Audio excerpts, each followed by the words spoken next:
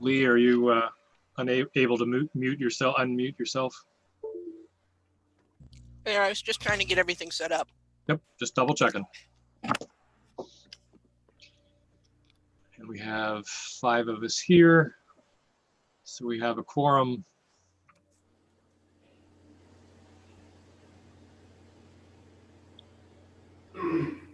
Get my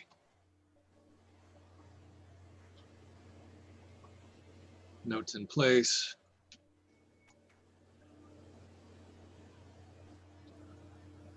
Okay.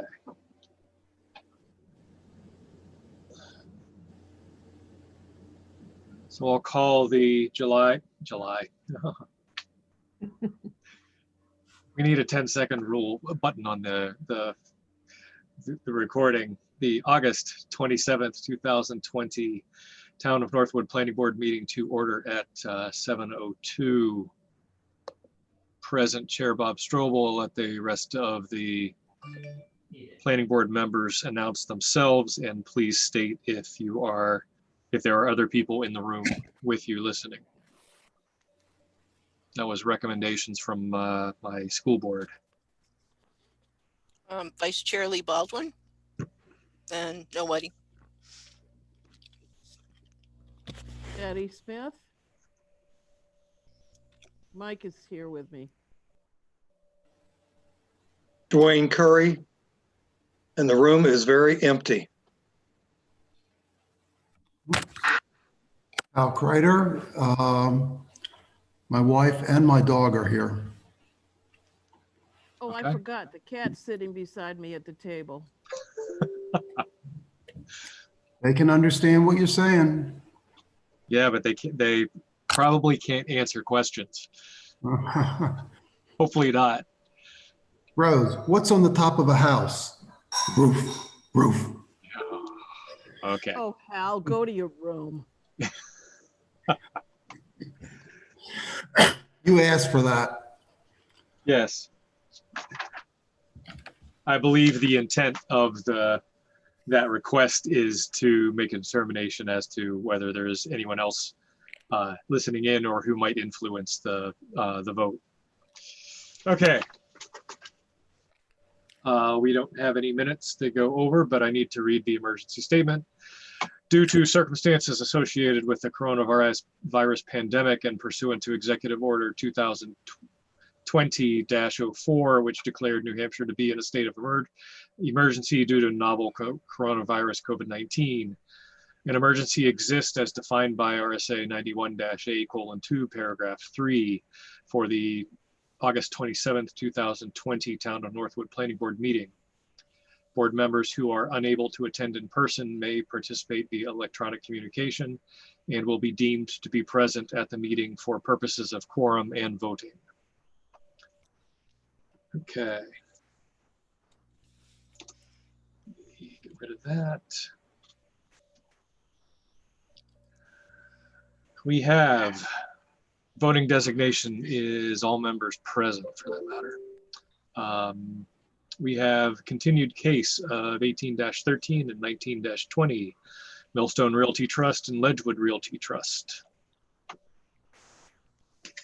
I believe Mr. Holden is here with us, as is Mr. Yeah. Dacco. Yes. Okay.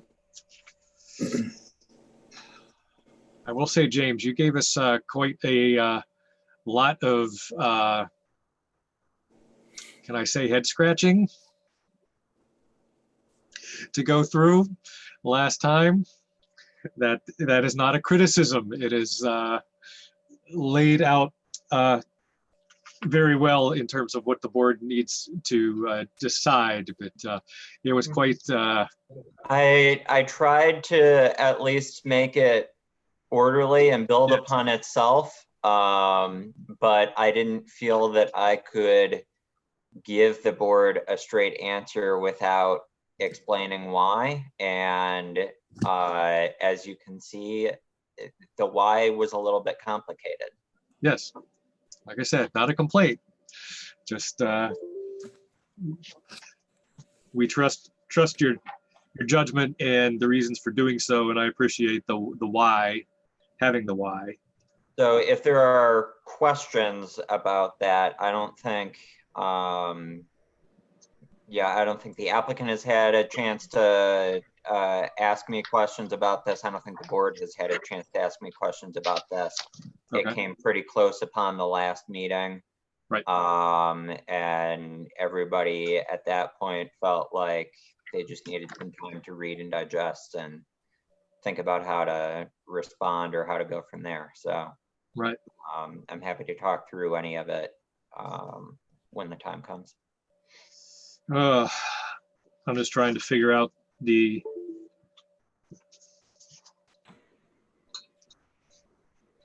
let's say the easy stuff. So we can at least have, maybe get some of that out of the way.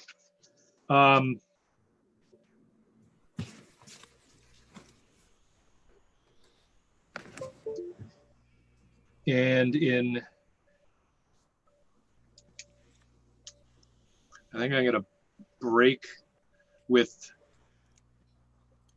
tradition, if you want to call it that, even if it's not really a tradition.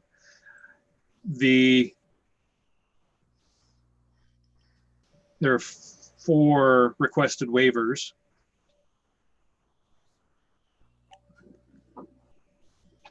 And we have not acted on them yet. They are dealing with, for instance, auto and pedestrian circulation plan, lighting plan, landscape plan, and the scale of the drawings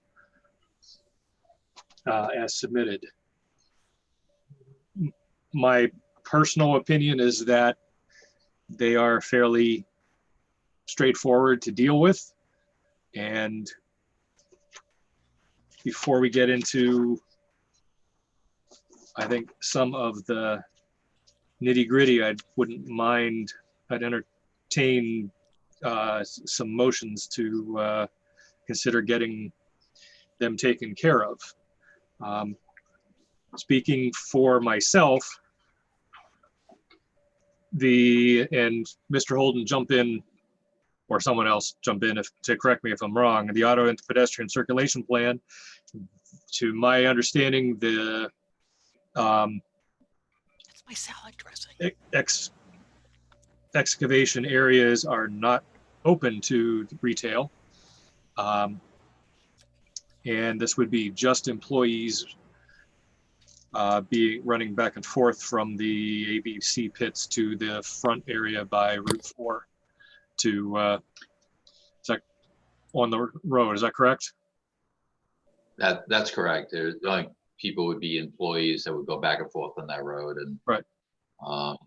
I guess a non-employee might be if someone were to buy a bunch of material and maybe someone else's truck might go out in the back there, but there aren't going to be homeowners and people out there doing that kind of stuff.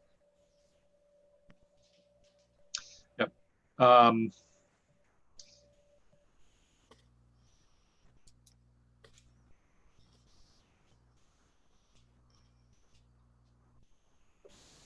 Right. And the Woods Road will meet emergency lane standards, pull-off areas, just in case there is traffic, but okay, lighting plan, daylight operations in the rear or in the proposed areas. There's no electricity anyway. The only thing we had talked, sorry. Go ahead. I was going to say the only thing we talked about doing was he's going to have a little office building out there. We talked about putting a solar panel on the roof and some kind of a light so you can find the building. Right. That's about it. But the building's not permanent. No, the building's not permanent. No. Definitely not. And no plans for stringing grid tied electricity out that way. No, that would, no.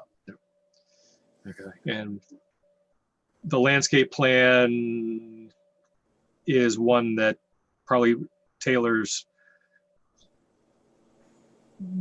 potentially more discussion, but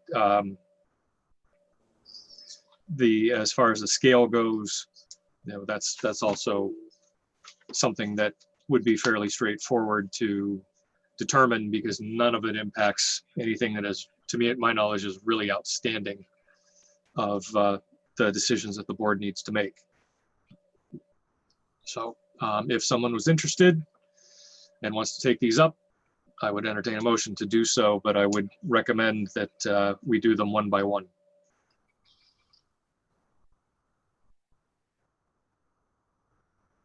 And if you don't want to deal with it, that's fine, say so.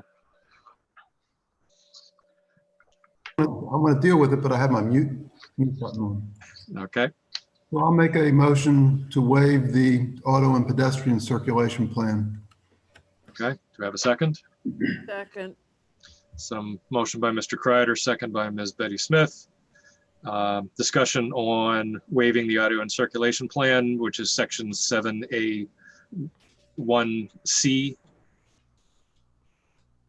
Mr. Chair, if I Certainly. could, I'm suggesting, as I always do, that all waivers be conditioned upon adding a note to the plan identifying the requested waivers and the date of approval. Right. You have that as point E on your base. And I think that would, to me, I put that in as a condition of approval, but certainly easy enough to state again. Discussion on the motion to waive the auto and pedestrian circulation plan. Hearing none. I guess we'll do a roll call vote. Sorry. Go ahead, Susan. Al, Yes. Dwayne, Yes. Yes. Lee, Yes. Betty, Yes. and Bob. Yes. Okay. Anyone care to take up lighting? I'll make a motion to waive the lighting plan. Second. Second. Okay, we will give that the motion by Mr. Kreider and second by Mr. Curry to waive section 7A1D, the lighting plan. Discussion? I think this is the easiest one, myself. Hearing none, Susan can do a roll call vote, please. Wayne, Yes. Lee, Yes. Betty, Yes. Al, Yes. Bob. Yes. And we'll move to item D, the scale drawings. Since I requested the consolidated drawing so we could see everything at once, I'll make the motion to waive the scale requirement. Which is section 7. Yes. Do you have a second?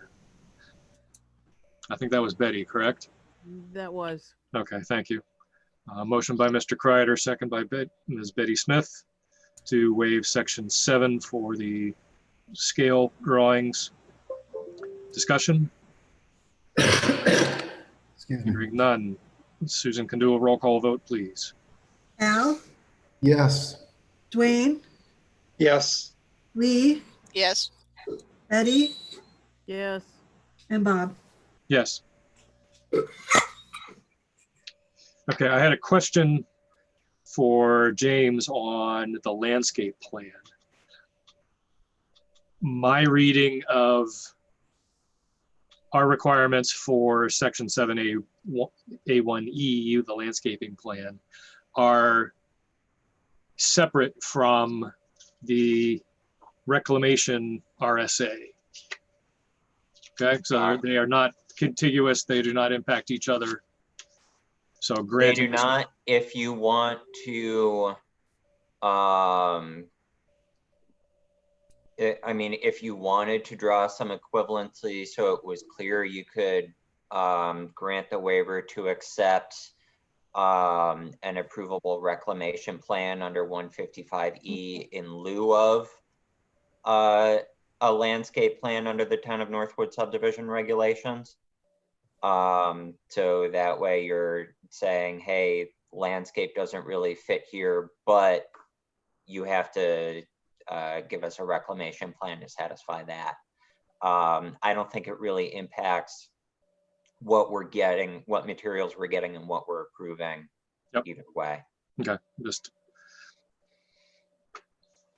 when I kept reading this, I was like, why do we need landscaping when we've got a reclamation plan to be there? So just wanted, but I wanted to double check. Yeah, I think the one potential aspect where those things would be separate would be if, for example, there were residences that were close enough that you wanted to get some arborvitaes put up before the blasting started or something like that. Right. So that is something that you can consider, but yeah, we did have a Either- landscaping plan for the original excavation out on Route 4. Right. So, and I guess the one question that I would have for Mr. Holden, sort of related to that, would be whether, in his opinion, any of this blasted area is even going to be visible from Route 4 while it's open and excavation is occurring. I don't think anyone is going to know this is out there unless they go out there, because you can't see anything from Route 4, and there's no abutters within thousands of feet of this. Right. There's no homes. Right. Okay, I would entertain a motion for a waiver for the landscape plan. Bob, before we do that, could I ask a question, Sure. please? Go ahead. So what is the setback for, the applicant suggests that the natural buffers are, maintenance of the natural buffers are sufficient. What is that distance that we're talking about?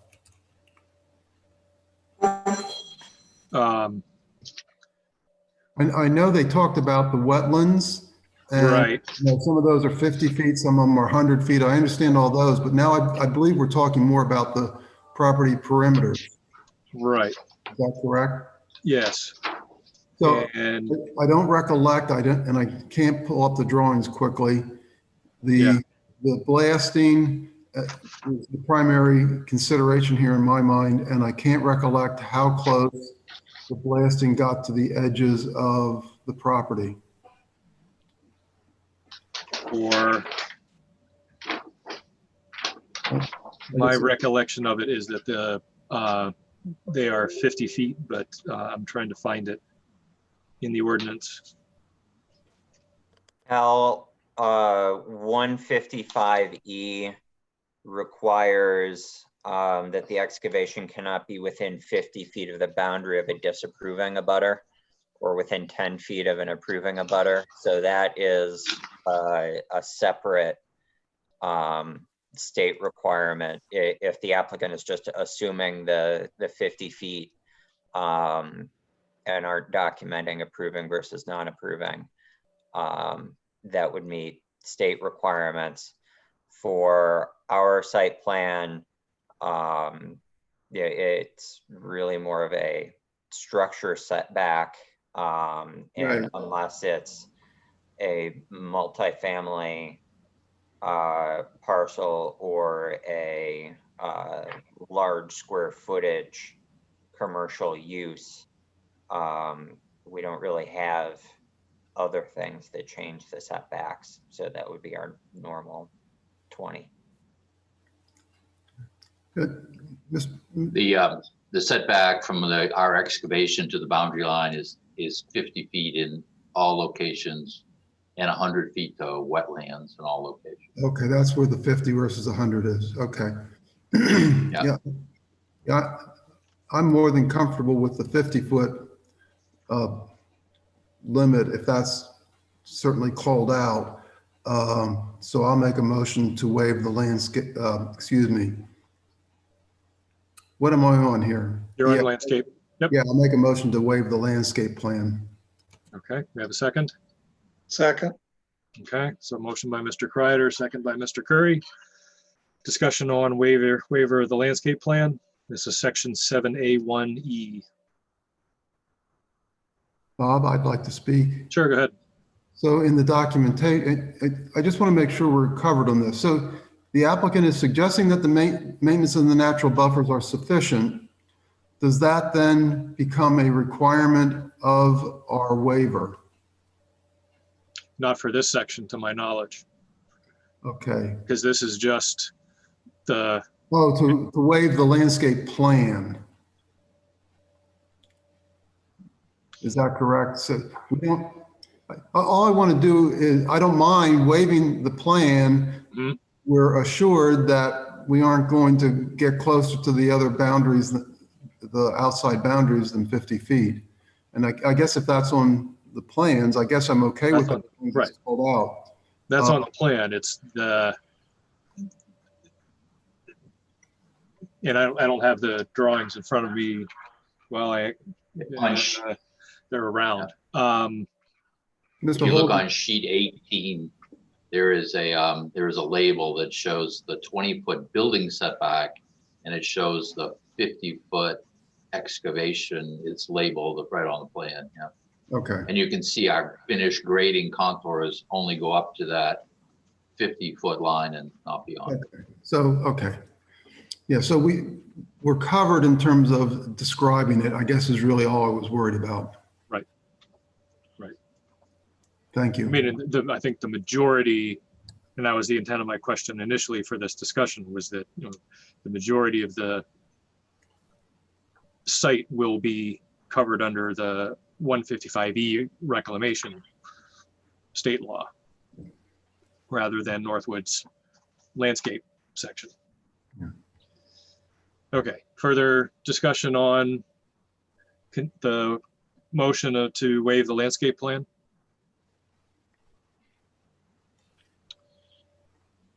And I'll expect, Lee, if you have something to say, that you'll speak up if you want. Okay, Susan can do a roll call vote, please. Lee, Yeah.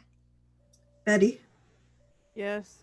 Dwayne, yes, Al, Yes, and Bob. Yes. Okay.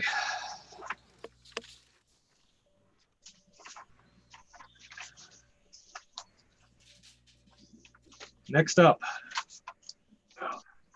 we have, I'll give the board their choice as far as topics of discussion goes. We have phasing and reclamation, wetlands overlay or wetlands and conservation district overlays. Yes, and That's it. those two big topics. That's 7 of the 8 pages. Yes.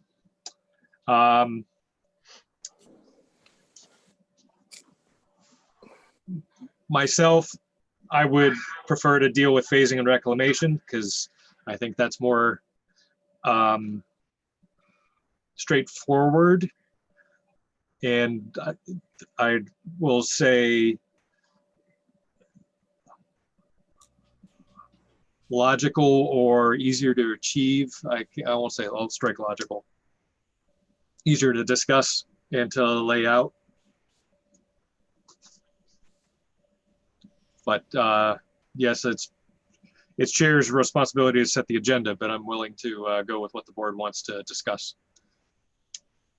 If they have any preference. If you don't have any preference, then I'll make the decision. Anybody have a preference? no. Yeah. Okay, I'm getting silence or head shakes, so let's deal with phasing and reclamation. Okay. And I'm referring to the James's 7/29/2020 review comments for this case, and this is item number 4. Hold on a second. 729? Correct. Ooh, In addition to prior review I might have that email. Yeah, okay, yeah, I might, Let me get the date of that email. I think I'm getting these mixed up now. Okay, so you're gonna work off the 7/29 one, is that correct? That's what I'm looking at. Okay, sorry. That's okay. No, actually, my emails both say 7:30. It might have been sent on The 7:30. email was sent on 7:30. The document, written in the PDF, it's dated 7/29. Yeah. Oh, I got I you. think you got it at 2 in the morning. Yeah, that's I started it on, or at least intended for the operative date of the draft to be on 7/29. Okay. yes, and that's what I'm referring to. Okay, so what page are you starting on, please, Bob? This is item number 4 on page 1. Item number 4. Oh, bingo. Thank you. Okay, that's fine. I'm getting spoiled by having my computer monitors here and with easy reference to stuff rather than paper. Okay.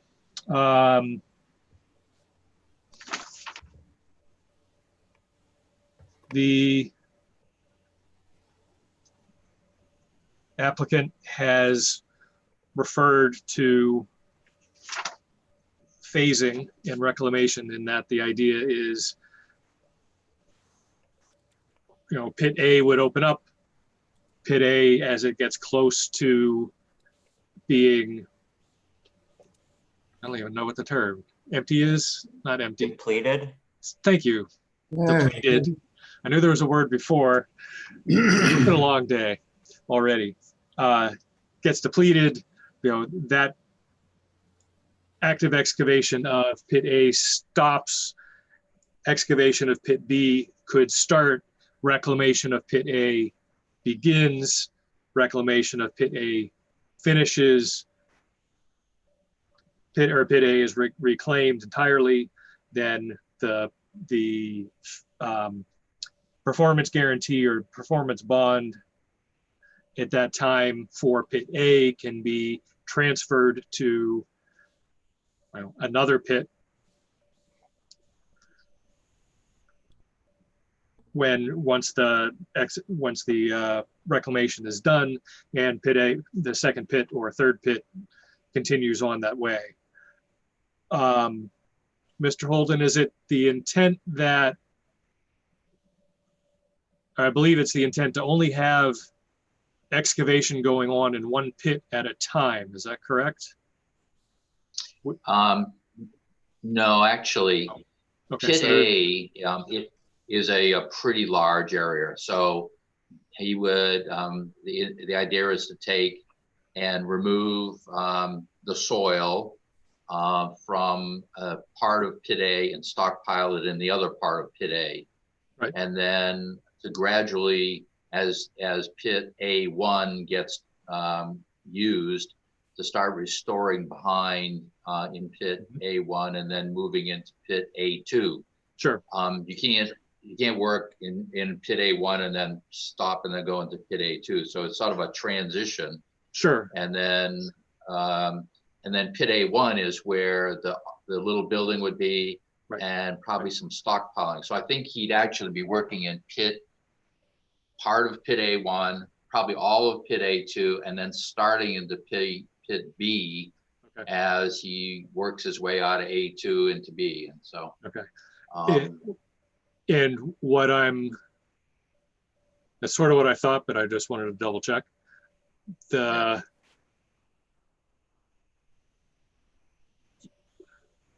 In my case here for the performance bond, I'm trying to think of a way that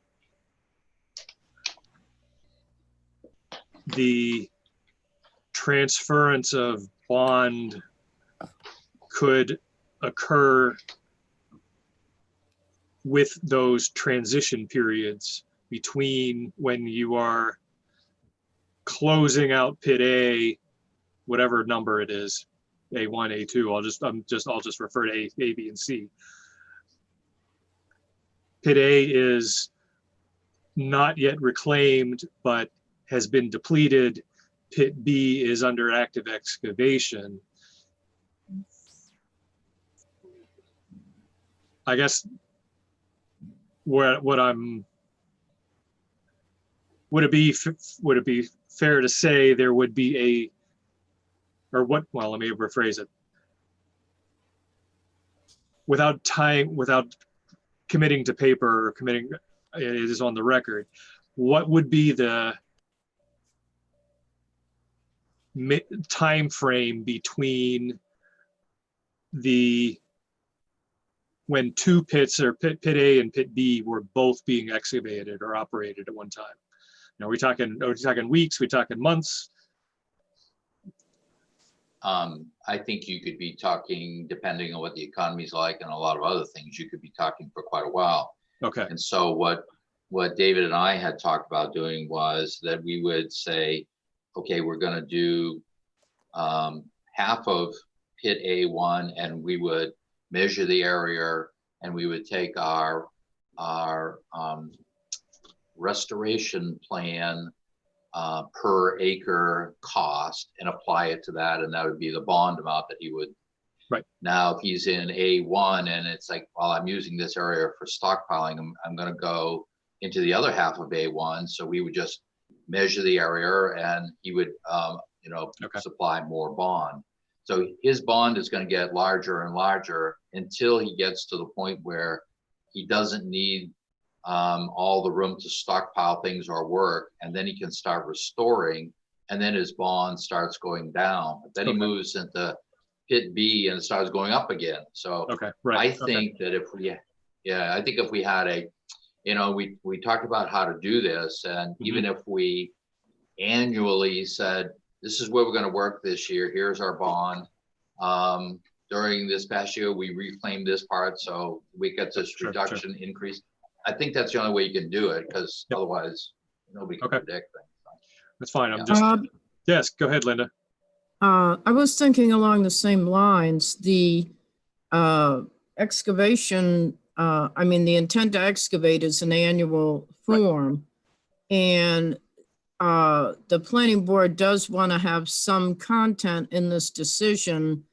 However, once you approve the application, it then becomes under the domain of the Board of Selectmen as far as how that security is handled. Sure. So if there was even, I'm just throwing this out as an idea, a condition that would say something to the effect of the bond or the security for this, whether it's a letter of credit or a bond or however they secure it, be reviewed annually by the Board of Selectmen, the applicant, and the town's engineer. And so that if it gets to a certain point where more needs to be added, more could be. If obviously, if it's reduced, then it can, that could go before the Board of Selectmen, and they could reduce some of the amount. But that, to me, would be the easiest thing, because this is a long-term project. Yeah, so exactly. If it's simply stated that it's reviewed on an annual basis, and who is part of that team to do that, then that seems, rather than tying it to pits or phases or anything else. So may I clarify? So Linda, what you're really saying is annually we take a look at what they're planning to do for the next year, as Mr. Holden said, measure that out and ask for the bond to be increased by that amount. And similarly, if they are at the end of the reclamation of a certain area, we'd measure that and reduce the bond amount. So it'd just be basically an annual readjustment. Is that what you're saying? Well, and you might go 5 years without even adjusting it, but it would be a review. Maybe but you'd check the status every year just to make sure you're you're taking into account both things that might happen. Right, right. And the town's engineer would have to be a part of it, Yeah, because that amount would have to be reviewed by Right. the town engineer, just as all the other things are that are security items. right. Yep. Yeah, this sounds to me, oh, wait, we're not in deliberations yet. Go ahead. No, we're, go ahead. We're not in deliberations for motions, but it's more, we're talking about, in this case, generalities of, phasing and reclamation aspects of it that need to be decided. I personally think what Linda suggested makes a lot of sense, especially from the perspective that you really don't know what's going to happen, how fast it's going to happen. And in my mind, it's much more accurate. If we try to do it, by A, B, or A, B, C, it just gets so difficult because then you have all that pent up demand and you might have to overlap some things, and you're going to do more paperwork in the end, I think, the other way. So I think what Linda suggested makes sense to me. Okay. Anyone else have comments? I'd like to hear if James is in agreement or if he sees another way to do it. Actually, so I was thinking along similar lines, and I think that does solve one of the biggest frustrations that I've had in trying to consider this and lay this out. That being, I have seen in other communities where sort of the communication stopped on open pits, and it's come to a point where the town literally has no idea whether the pit is still in compliance or not. They're getting the annual intent to excavate, but they don't really they don't have grounds to hold it up, but they also don't have any factual reason for approving it. So a situation like that is what I'm trying to avoid with a phased reclamation like this. And I agree that an annual, hey, with your intent to excavate that you're submitting anyway, it's understood that every time you file that, we're going to talk about your bond amount again.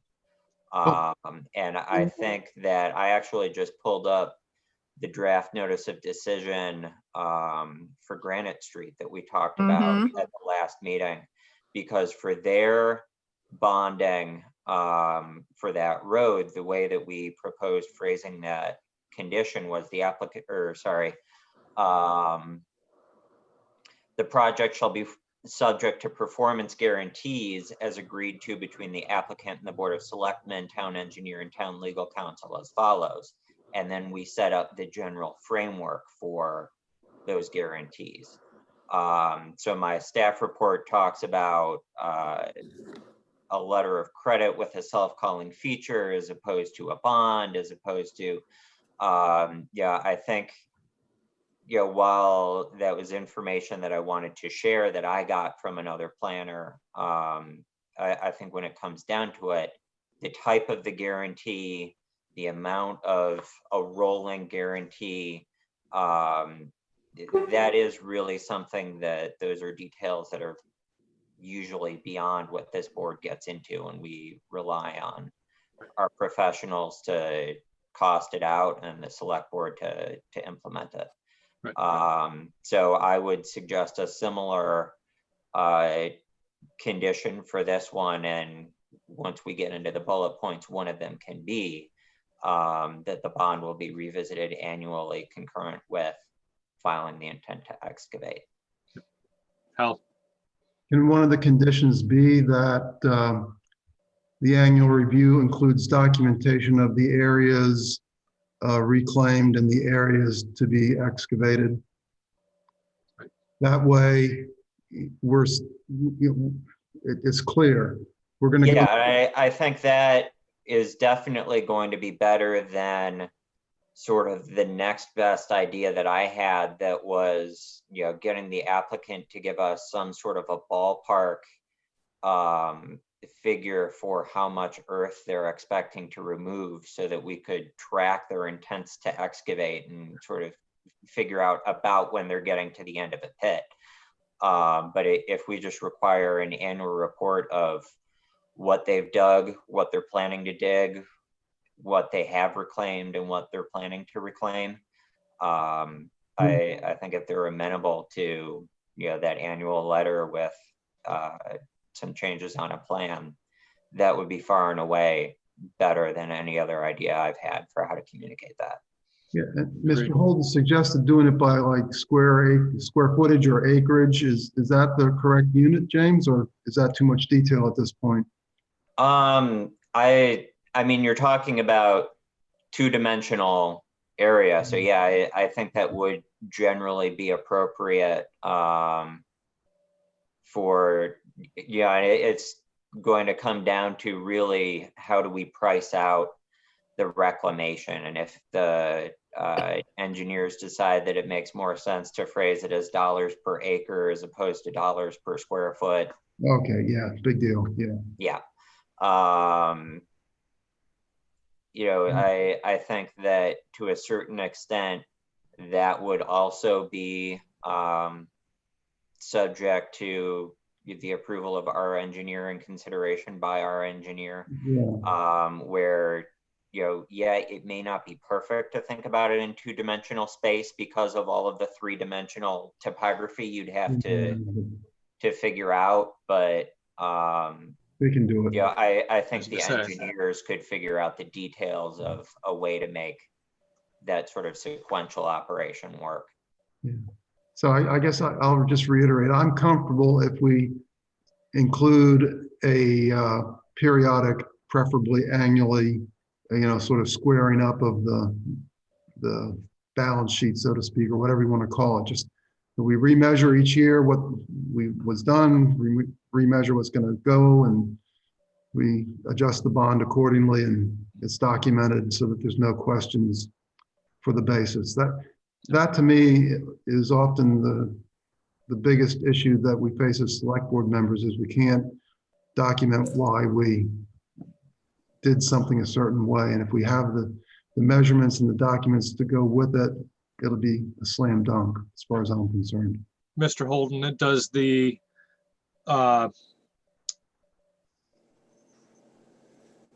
volume of material that you send for taxation purposes, as far as that report goes, it's obviously cubic yards, cubic feet, something to that effect, or tons, I don't know. Does it have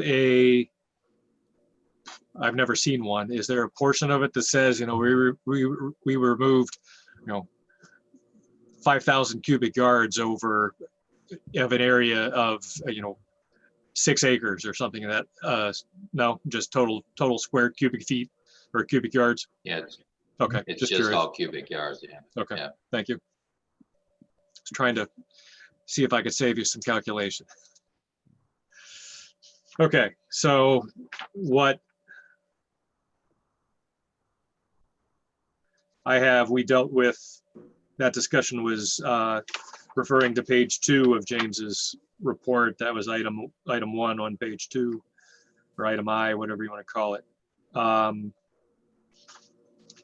And I think the item 2 ties into that exactly the same way. The idea of a self-calling bond. Is anyone familiar or not familiar with a self-calling bond? I'm seeing. No. Go No. Okay. So the idea, my understanding of a self-calling bond is that when the bond is issued, the issuer needs to be told, no, do we want to renew it or we want to continue holding the bond, that if there is no word from the applicant or the bondee, the money is sent to the agent. So essentially it says, no, we want to keep the bond in place. And if Oh. they don't receive word saying, yes, we want to keep the bond in place, the bond is paid out. Is that a fair statement? Head nod.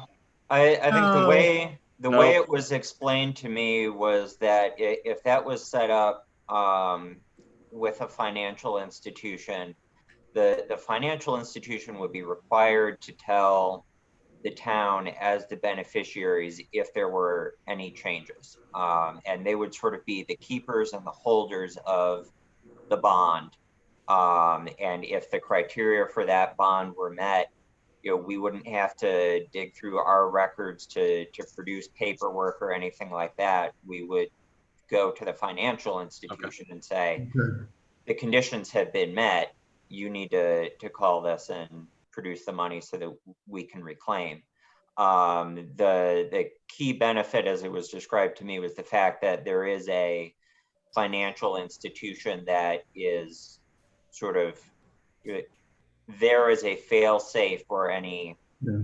transfers if Mr. Daco sells this to somebody else, or if his business successors 30, 40 years from now aren't communicating with us in the same way, that there's actually a bank somewhere who is our direct contact for it. But as I said, I think having shared that information under further consideration, I think that the mechanism of the bond and the detail of the type of the guarantee may be best left again to those discussions between the applicant and the town engineer, board of selectmen, and town legal counsel. Particularly because town legal counsel is going to be able to tell you how to protect against liabilities of reclamation considerably better than I am. So, I still think it was worth having that information, but that information may be better served passing along to the select board to consider as a condition of site plan approval and excavation approval. If I could add a comment to that. Sure, go ahead, James. Go ahead, Linda. The security guarantee has to include language that would guarantee the funds to the town of Northwood directly without having to go through any other process than finding default of the project. Obviously, that requires attorneys involved. But town legal counsel always reviews any security. It's always sent to them before it's accepted by the town. So that process has been in place for many years as far as how that process moves along. I don't know that the planning board needs to do anything Wow. beyond the language in the conditions requiring it, and possibly, I know, James, didn't we discuss where that would be in the process as far as Granite Street, for example? But the escrow account would have to be set up, or the security would need to be provided. And there's two things. There has to be an escrow account to cover the cost of the town's engineer throughout this whole process, because they will be have to be on site during the construction of the roads. So, there's, that's certainly something that can be looked at, and I'm sure James could draft something to satisfy what needs to be done. Yeah, I think for other site plans where we've required bonding for site work, that has been required to be in place prior to the signing of plans. And so both the bond and the escrow for inspections, and agreeing to the whole schedule of inspections. So in this case, I would think that similarly, at least sort of the initial startup reclamation or what have you would make sense to have that in place prior to the signing of plans, whether it's okay, you know, in the first year, we're not blasting anything, we're just building the road. So we're gonna set up the escrow for inspections and we'll hold off on the bonding until next year. I think that, you know, if we have the condition that requires the performance guarantee and requires the escrow for inspections and potentially requires future escrows for inspecting reclamation once it's complete. Yeah, I think as long as we've specified, hey, these are the big things, that the details of some of that timing can be as agreed to by the people reviewing the guarantees. Yeah. May I suggest the idea of initially, and I don't know because I haven't heard it, but is the concept to build the road only to the point of one of the excavation pits and then build the road, or is the whole road going to be built prior to any excavation of It can only material? be built to pit A because to get to pit B, you have to go through the excavated pit A. Okay, so then I would suggest that initially, whatever that is to that point, and then after that on an annual basis. But we're still going to need to have bonding or security for the road itself. Right, and we had discussed that security actually, instead of being a performance guarantee, being a reclamation guarantee, that, you know, the applicant put it to the board that this isn't a road that if they don't finish it, the town needs to call the bond to that's finish true. the road. That's They true. need to call the bond to restore it to a safe and natural state. And I would think that probably some aspect of removal of that road, unless the future easement holder insisted upon still having it in some capacity for site access and maintenance, would probably be one of the last aspects of reclaiming the site and handing it over. Right, that makes sense, as well as that it would be about the stormwater management and, Yep. you know, if there was issues relative to that, rather than building out a road that isn't needed if it comes to that at some future point. Yep. That makes sense. The, if I could add, the only thing we had talked about was the restoration along the road and until it gets to pit A. And we'd be looking to use a small portion of pit A initially to generate material to build the road. So we would end up with a restoration bond for the road and a restoration bond for a small area in pit A1, so we could generate some stone and gravel and that type of material, so we could build the road. Because he doesn't have another place to get material. So there'd be actually two bonds, I think, one for the road and one for the pit.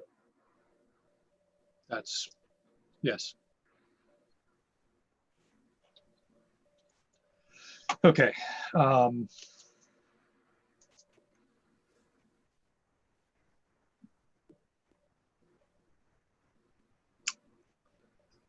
Any other, you want to talk about comments about the bonding or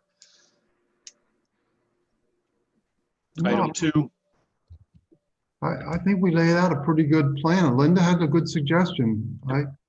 Okay, I think your other point, which Mr. Holden confirmed, is there's a separate issue or bond associated with the road going out there. And I think as long as you keep those separate, the work in the pit and the bonding for it is pretty straightforward. Mhm. I agree. And That's just me.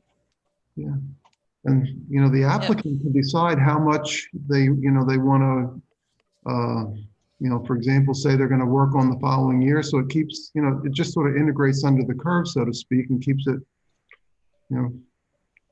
right where it needs to be. Right.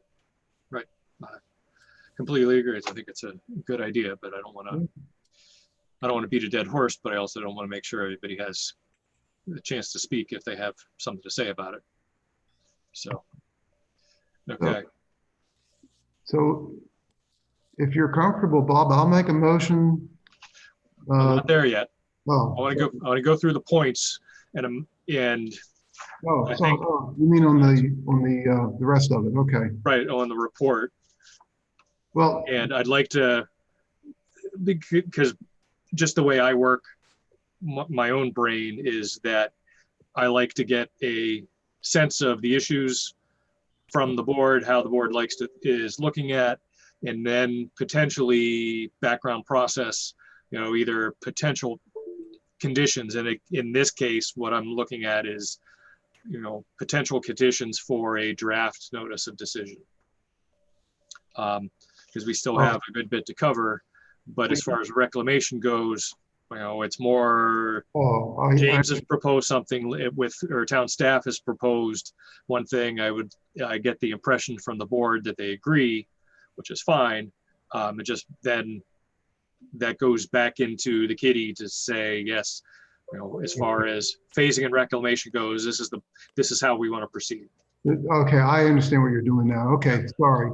That's okay. And it might be different from other boards or other people where, there's a motion and a second and then you discuss it. Well, I see how you're doing this. So I'm sort of flipping the process backwards so that I can get the language for the final motion after we've had a chance to discuss it and think about it. Yeah. I see okay, so operating off of item 3, the applicants intend to put the reclaimed land into conservation easement after the reclamation is complete. I did reach out to a local land use board if there are essentially best practices or standards for what a land trust is looking for in terms of condition and aspects of land that would make it appealing. I have not heard back from them yet. I have not found anything online either, but we did get a lengthy letter from Conservation Commission. They were asked. Okay. Yes. And I know the Conservation Commission had some concerns about, we need to make sure that the reclaimed land will be of a standard that some sort of conservation organization would be willing to take it. Something that I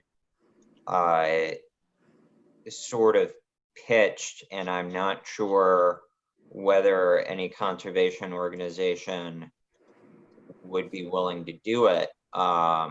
This is also something that I talk about under bullet 5 or Roman numeral 5, would be whether anybody would be willing to either comment on the record or have I don't know, sort of a peer review by a conservation organization that effectively gets at the question of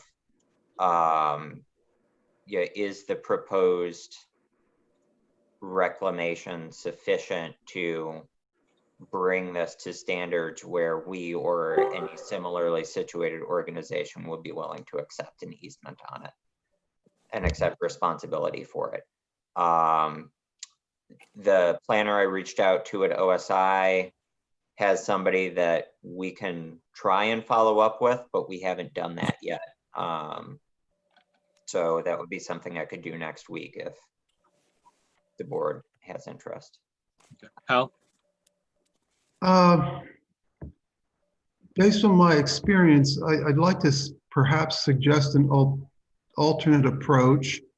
And that would be just that we have as a requirement that in the end, it is conserved via an accredited land conservation organization.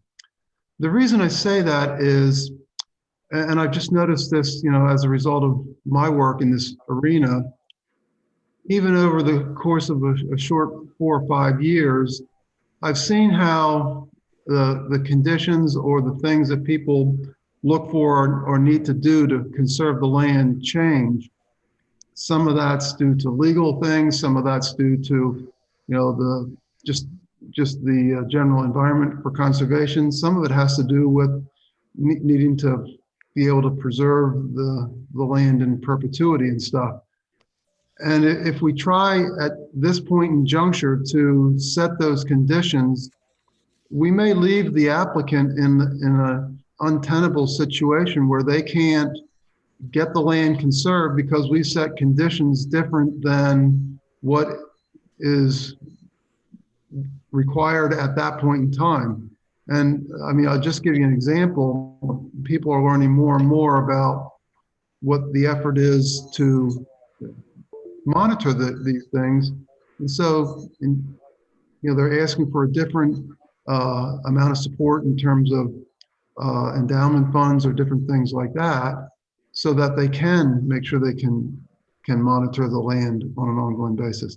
And I just worry we could put the applicant in such a fix that neither of us get what we want. And so maybe I don't have the exact right wording, but I would prefer something like that as opposed to hard, specific requirements. So Hal, I think bullet 3 is what you just said. It is a similar, this shall eventually be conserved. You've told us it will be, so you're going to follow through on that. Hey, when you say bullet 3, I'm having trouble finding that. Item 3. Item 3 on page 2. Or 3. Roman numeral 3. So I said the applicant has indicated an intent to place the site into conservation after reclamation is complete. Fee simple conservation or recording of a conservation easement to the benefit of an IRS approved conservation organization. For example, a land trust shall be required prior to the release of any final performance guarantee. Any costs associated with the conservation of the site shall be borne by the applicant or their successors. So that covers, it's going to be conserved somehow. Whether you sell it outright or you put an easement, we don't care. But there will be a mechanism for conservation. It's going to be done by somebody official who does conservation.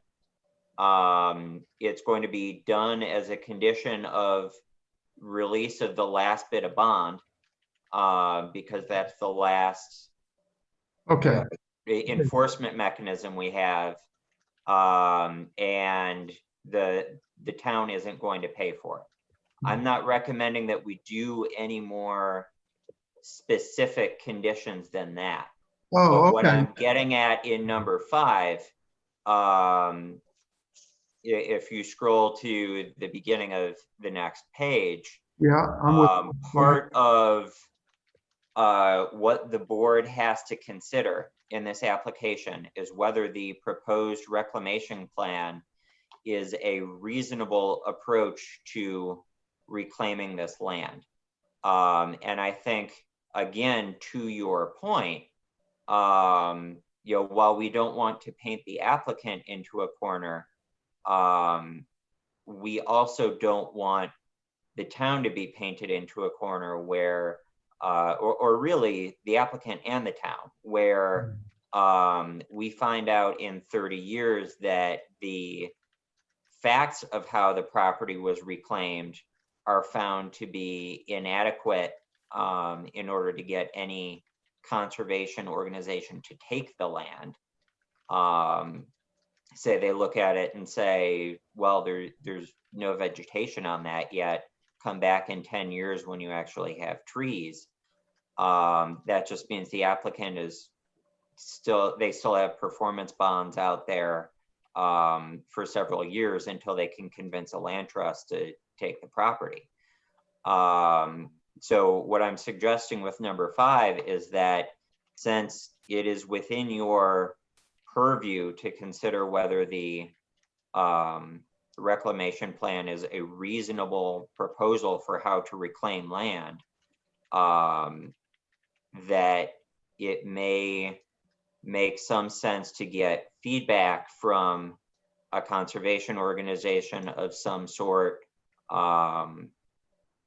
specifically looking at the proposed reclamation and just saying, yes, if this reclamation proceeds according to the plan described, we would reasonably expect that the land would be in a condition that we would find suitable. Or no, there is no way that this is enough work on the part of the applicant. You need to require more, and here are some suggestions. Yeah. Because to be honest, this is another one of those things that I'm having a hard time with, not being super familiar with reclamation of gravel pits. I'm looking for some sort of standards or some sort of example or something else that I can weigh the applicant's proposal against. And I've discussed one document for that in item 4 on page 2, Roman numeral 4. Roman numeral 5 at the top of page 3 is another thought that I had for how we can get some of that information or feedback. Yeah, I hear you, and I guess I'm just really leery about us trying to become the experts. And this may sound a little harsh for the applicant, but you know, if you put the requirement in that it's got to be conserved by an accredited agency, and they didn't do the reclamation right, they didn't ahead of time go out and seek out just the type of information you're talking about, James, I think we need to make it their problem, not our problem. And I don't think we can really do a good job on that. And I certainly don't think we can do a good job on it trying to project 20 years into the future. And I think we got to squarely place the burden on the applicant and make sure they know very clearly, you know, you don't do the reclamation right, you got a problem, and your bond's going to still hang out there. That's just my personal opinion, but I am very leery of trying to specify something. That's interesting, because I was not thinking of it from the perspective of the bond. It was more the idea that as the land comes closer to the point of being under conservation easement, that the cost, the cost of putting it in conservation easement can be accrued over time before the going into conservation easement. You know, essentially a capital reserve fund or a rainy day, not rainy day fund, layaway, whatever you want to call it, concept. You know, if the cost of, I'm just going to pull random numbers out here, if it's $10,000 to survey the land before the land trust will consider taking the conservation easement rights, you know, that's, you know, 5 years, $2,000 a year. You know, that was the thing I was looking at for the reclamation cost. But you made a very good point of saying exactly that, you and I completely agree. It's not our responsibility. It is the responsibility of the agent, but to roll the reclamation, or not the reclamation cost, the easement costs into the bond before the bond is dismissed is quite interesting. And that makes a lot of sense from the perspective of the easement. Yeah, well, To be honest, it's really up to the applicant to figure out how they're going to pay for the easement. Make sure they do it right. I mean, Yeah. I'm not trying to tell Mr. Holden how to do the job, but if he knows in advance that it's got to be conserved, He does. He's agreed. They've already agreed to that. they'll go out, and before they get too far along, they'll talk to some other folks. They'll do the homework that we're talking about. And, so when they do, A part 2, they'll start thinking about, well, are we reclaiming that correctly? Are we giving the trees a chance to grow? Are we trampling over them? Or, whatever the requirements are. But I'm worried that we're going to micromanage this for them, and the end result won't be good at all. Whereas if they know they need it and they don't do the reclamation right, then they're not done. Hey, Hal, this is Dwayne. I've listened to this. I think there needs to be a plan at the end. They put a plan to put together a business to remove material out of this property. There needs to be a plan ultimately what happens in the end. There's too many places around this country where we see things that haven't been thought out. So I think, Hal, that has to be part. It can't just be removing material and then hoping that there's some kind of conservation that's going to take place here in the end. There has to be a plan from beginning to end. Yeah, Well, there is. There is. There is. It's covered by state law. But It's our It's gotta RSA be- 155E. Yeah. And It needs to be more than state law. It needs to be a plan. A plan that's part of this. well, and that's part of it. That's part of this application is a reclamation plan. Yeah, So- the reclamation plan's already in there, Dwayne. What we're talking about is the reclamation plan going to be done in the right way so that it can be conserved thereafter? And all I'm saying is the conditions have to state very clearly the reclamation needs to be done suitable for the land to be conserved. And if they don't do it in a way that's suitable to be conserved, and then it's their problem. But actually reclaiming it is detailed quite a bit in the plans in terms of what they plan to do. What I'm worried about more is, some of the other factors. And I don't think you can know those in advance. Maybe. If I could add, ahead. we're certainly willing to take on that responsibility to make sure that as time goes on, we visit with someone that might be interested in it. And, 40 years from now, I'm not sure who that's going to be. Right. But You're willing we to have stay in trees business out that there long? that- Yeah, well, I'm going to be around 40 years from now. I hope to be. See, what I'm saying is that's not a plan. 40 years from now, not knowing what's going to happen. Tell me all you want to. That's not a plan. I'll disagree with you there, Dwayne, because that's exactly what the part of this application is to have a reclamation plan, exactly what's going to be done and when. Well, And not as far as a date goes, but as a phasing, because the financial aspect is that, if Mr. Holden or Mr. Daco, when they get into excavating, they're required to have a bond that says if they walk away, dig a big hole in the ground and walk away, not that they expect to, both of them have stated that's much.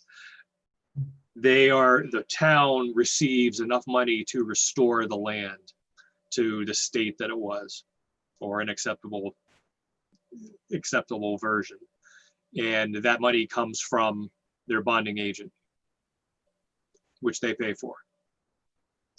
And that bond is not released until they meet the reclamation plan that is going to be part of this application. So either they meet the reclamation plan or they pay a lot of money and the town comes up with the town reclaims it. So I think that covers, I think either way, we're covered, the land itself is covered fairly well for what is expected for reclamation. Let's just make sure we understand what Dwayne is asking, because maybe we're not quite grasping that. So Dwayne, are you thinking about like the requirements to respread the loam back and, you know, regrade it to a more natural grade and that type of stuff? Well, I think we need to have an idea specifically of what it should look like 40 years from now, 100 years from now. The point is there's too many holes that are dug. There are too many. I'll give you an example. There's a gas station in Rochester that still sits empty. I moved up there 30 years ago. It still sits empty on 125. Right. Evidently, there wasn't a proper bond put Right. against those people, and that building and that land and those tanks still sit there. When Right. I lived in St. Louis many years ago, they promised us they were going to put a gas station up the street from where I lived. Today, I was back in St. Louis over the weekend or this summer. It still remains empty. That was 40 years ago. So I've seen that you just better make sure the bond covers taking care of what needs to be done. If there's sufficient money, Bob says there is, then I think you're doing the right thing. But they're digging a hole and removing material out of that hole. What's going to happen 10 years, 20 years, 40 years? What's going to happen? A specific plan right now. What are we going to do? Money's one thing, but what does the plan look like? We're asking, when you dig holes like this, you're asking for a problem. Money's money, but I want the damn thing fixed. How many times, if you drive down Route 4 and you look left and right, how many things are going on that you're thinking, gee, I wish this looked a little bit better? There's a restaurant that's empty down here on Route 4 again. How many times are we going to let people do stuff and not make sure that it is really put back the way that it looked before, or that we get sufficient money to do it? I think there's too many examples around the country, and there's definitely a few right here in our own town. That's my only. We have no control over private business that closes. Right. It's a whole separate issue entirely. Well, when you approve a business, what should be done is you put a plan. You put a bond and a plan together that if you're not going to remove the damn building and put it back, why do we have to look at There's no eyes? such thing as reclamation bonding for commercial sites. Yeah. But in this case, I know that. And look at towns and look what you have to deal with. No. in this case, there is a specific requirement for restoration and reclamation of the site. What I am trying to get at, so the applicant has proposed a method for reclaiming that includes overblasting to have some loose rock that's in there, then putting the topsoil back on so things can grow in it again. It's not just going to be a flat bottom of the quarry. And then what they've proposed for restoring vegetation is restoring the stumps and the strippings and things like that, so that those can essentially seed the regrowth of the same types of trees and things that were on the site before. And what I am struggling with is finding some other standard that shows that to be a reasonable approach. That, Hal, to your point, we don't want to specify in too much detail Right. things that can't be accomplished. But on the flip side, we also want to make sure that we are considering whether the proposal now, whether we should reasonably expect that this is a reasonable approach, or if we think right now that this is going to be inadequate restoration in any way, we should require some sort of change. So in item Roman numeral 4 on page 2, I found one report from on NHDES's website that had proposed methodologies for revegetating sand and gravel pits after they were closed and reclaiming. And it involves seeding with various different species of plants that are supposed to take in various sequences. And the applicant at some point in this process made the statement that, well, they don't want to seed because they don't want to restore this as grassland. They'd like it to go back to a wooded state. So I think the concern that I have is that I think doing that simply by throwing the stumps back seems to me to be sort of a bare minimum, and I am not sure that I would consider it to be in compliance with the requirements of minimum reclamation standards under RSA 155E5.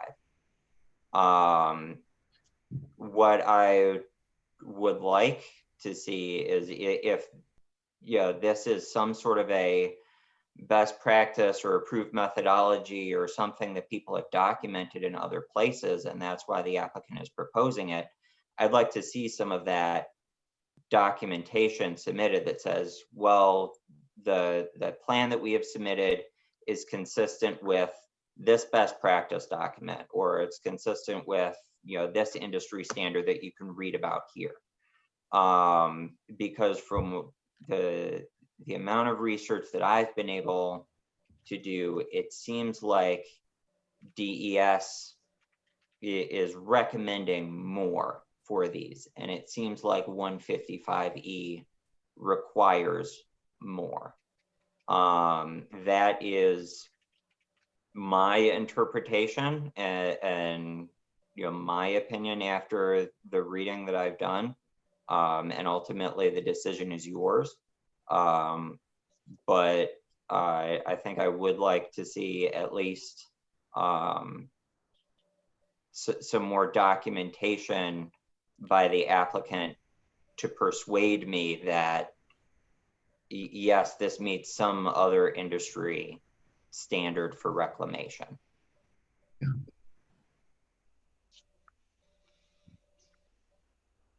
Okay. So that is why I went on into Roman numeral 5 because I have these concerns with what I'm seeing up here. I also have concerns about whether this might have implications for whether it can be conserved as intended. Al, go ahead. Yeah, I guess I'm worried about seeking out best practices, et cetera, and then 20, 30, 40 years from now, finding out they really aren't what's required at that point in time. I'll just say. But Hal, you're not approving the reclamation plan in 40 years. You're approving it now based on what's required today. Right, but I think you can, and we have in the past, for example, said that when people do stuff, they must meet the current standards and guidelines. So for example, if somebody's building a house and we say it needs to meet National Fire Code or whatever fire code, and 6 months later the fire code changes before the building inspector is going to approve it, he's going to have to redo the house to meet that code or whatever the cutoff date is. And that's what worries me the most is we're trying to prejudge. And I personally would just much rather try to write in conditions that require the applicant to meet the best standards at the time they're actually doing this. I agree with Wayne. We don't want something to be screwed up here. And to be blunt, I'm worried that I'll screw it up trying to project 20, 30, 40, 50 years in the future. And I'd rather put the onus on the applicant and, make them do the groundwork, make them, if they can't come up with somebody that's going to conserve the land, they're going to have to redo something. That's their problem. And I hate to do anything that implies that that implies that it's our problem because we made a wrong decision here. That's what worries me the most. 30 years from now, somebody's going to say, well, you approved a reclamation plan that says this. Well, we can't conserve it in this condition. Well, I guess, and might be, I'm trying to read James's mind when he was writing this, but I think my interpretation of this is to provide the applicant with an idea of what needs to be done above and beyond, or maybe not above and beyond, as what condition the land needs to be in when they go for a reclamation or a conservation easement, so that it's already in the state where it's appealing, rather than having to do remediation above and beyond the reclamation. Go ahead. What if we specify something that ends up being wrong? Hal, the reclamation plan Yeah. is what's going to guide everything moving forward. So if we're deciding what the bonding is going to be, the bonding is going to be the amount of money that we need to make the ground look like it's supposed to look in the reclamation plan. So if that reclamation plan is all we're doing is taking a bulldozer and pushing it back on, and then we're chucking the stumps out on top, that bond is going to be a lot lower than if the reclamation plan is we're restoring the topsoil and then we're seeding with these species this year, and then we're seeding with year if the first ones don't take. Yeah, I guess let me just take that as an example. What if you find out 30 years from now that the seed that you just specified is actually an invasive species, and now we did the wrong thing? We actually made the situation worse than better. I'm pretty sure that the state requires you to use native species. I'm looking at this document and I don't believe that's the case. They can, if it's something like that, they could come back and ask the planning board at that time for an amendment to the site plan to put in a different species of grass. I mean,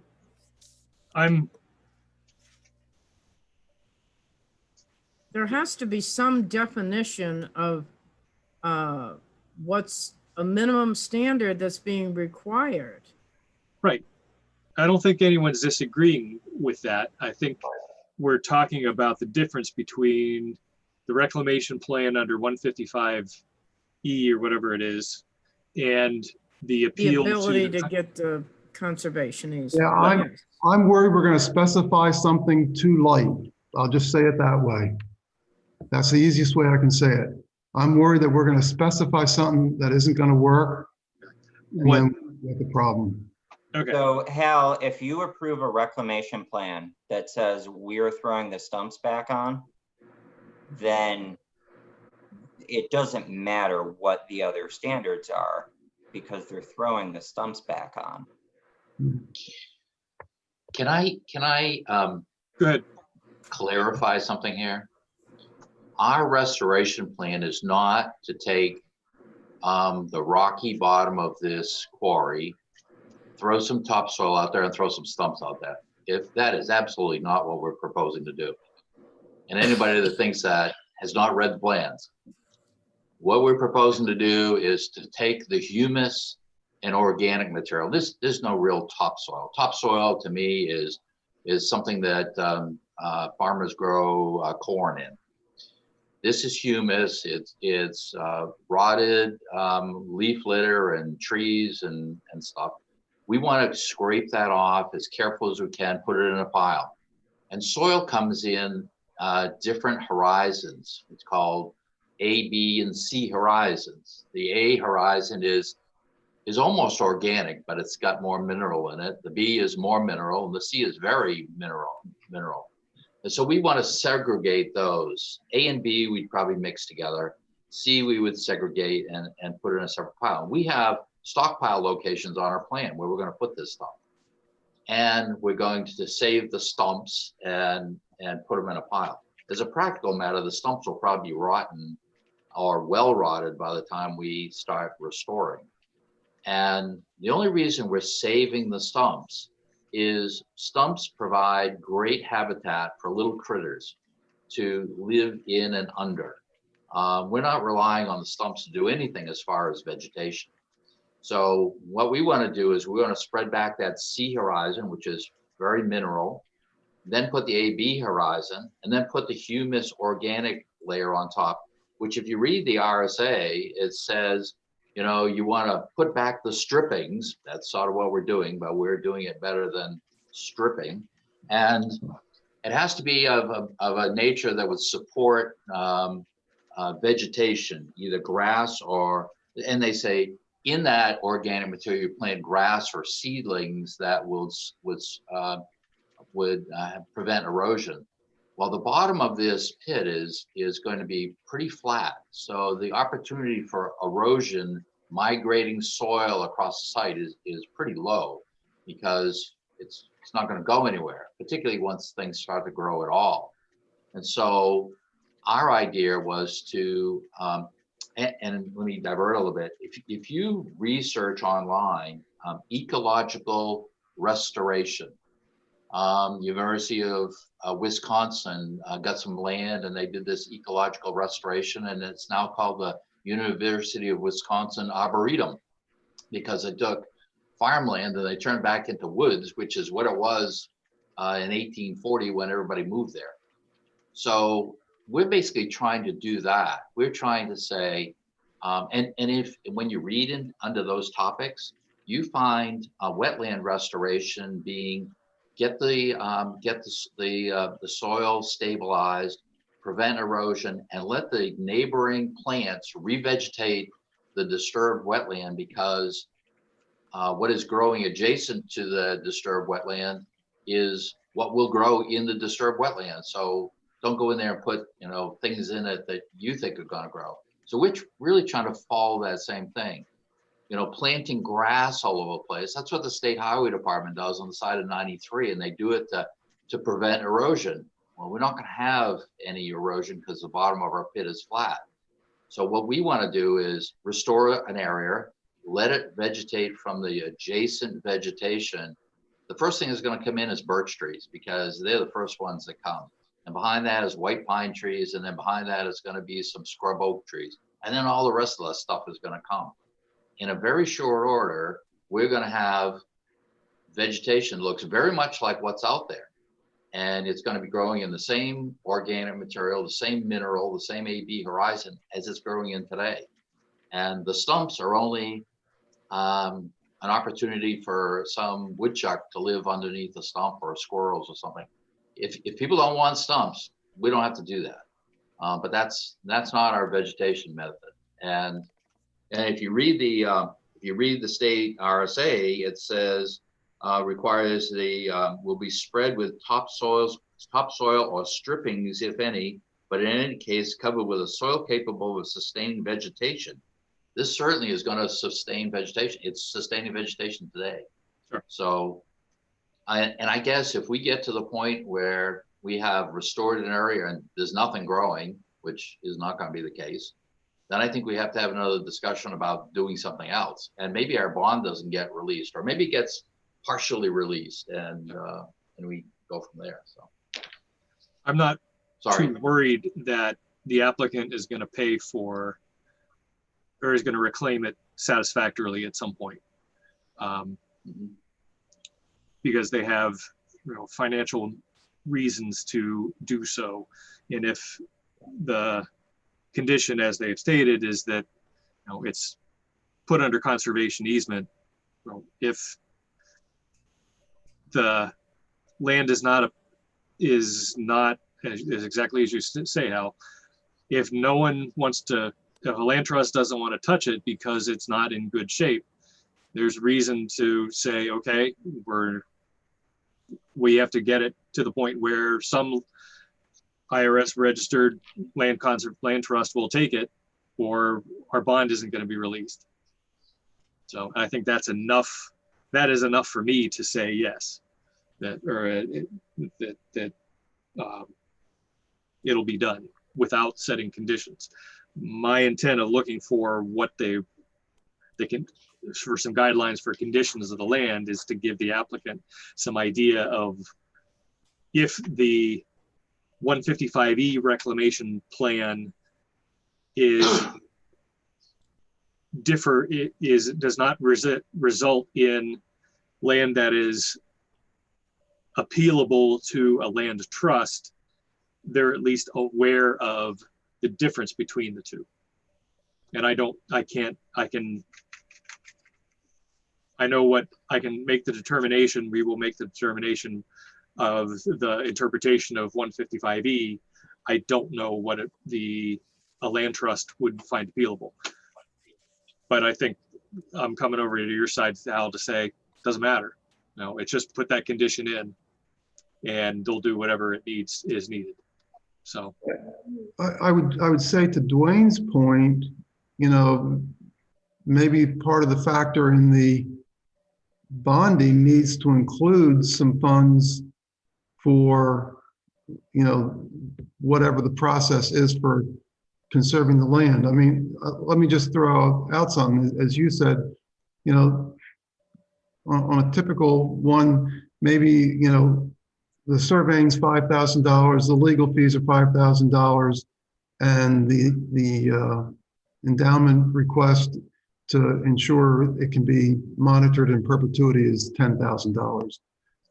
So maybe the bond has to include some ideas like that. Now, okay, it's already surveyed. I don't think you can survey it any further. But some of the other costs, like the endowment fund amount and stuff like that, maybe you could include as a per acre component or a single lump sum as part of the bond factor. And that certainly an engineering firm could confirm with, again, like you said, an IRS registered land trusting. You could put that in. Mhm. I think the other thing that we need to think about, just, to the point we're talking 30, 40, 50 years, does the bond amount get adjusted for inflation? that's the Board of Selectmen. Yeah, so if it does, I mean, yeah. I would assume the bond is, if we go forward with the plan we just already discussed, where Mr. Holden and Mr. Daco say to the state, yes, this is how much land, how much material we removed from this pit. A copy goes to, or the intent to excavate goes to the state, a copy goes to the town. The town then says, okay, you're looking at pit A2 and 50,000 square feet or 50,000 square yards, whatever it is, because I think one is dealing with cubic yards in terms of amount of that material removed, and the other is the amount of material reclaimed. The engineer, town legal counsel, and the applicant and other people will say, okay, your bond for this year needs to cover 5,000, whatever it is per acre. $5,000 per acre, just to run that number there. And that would be a current market price because it's where they're excavating. Yeah, no, what I'm getting at is year one, they say they're going to excavate 10 acres. Like you say, the cost, let's just keep it simple, $1,000 an acre to reclaim, that's $10,000. Year 20, they're going to, do another 10,000 acres. But now the cost is $2,000 an acre. I would hope that we adjust the first 10,000 acres to reflect that cost also, so that we have in total 2,000 acres at $2,000 an acre. But the bond is to slide each year. That's what I'm saying. Yeah, with the current costs, is that the way it works? Yeah, that's that. Oh, Mr. Holden's nodding yes too. Okay, so I guess I missed that. Sorry. Yeah. And I think that's the beauty of the idea of basing it on the intent to excavate, is that it'll be revisited year after year, and the bond will be adjusted to say, yes, okay, in year 15, they've reclaimed that portion and it meets the standards, that portion of the bond can be removed from the year 16 dollar figure for bonding.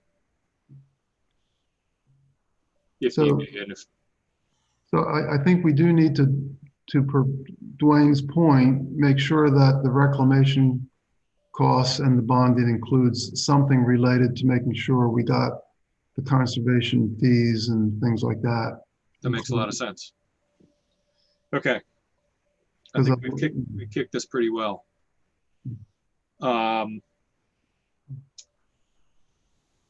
Okay, I know it was discussed, did we ever get a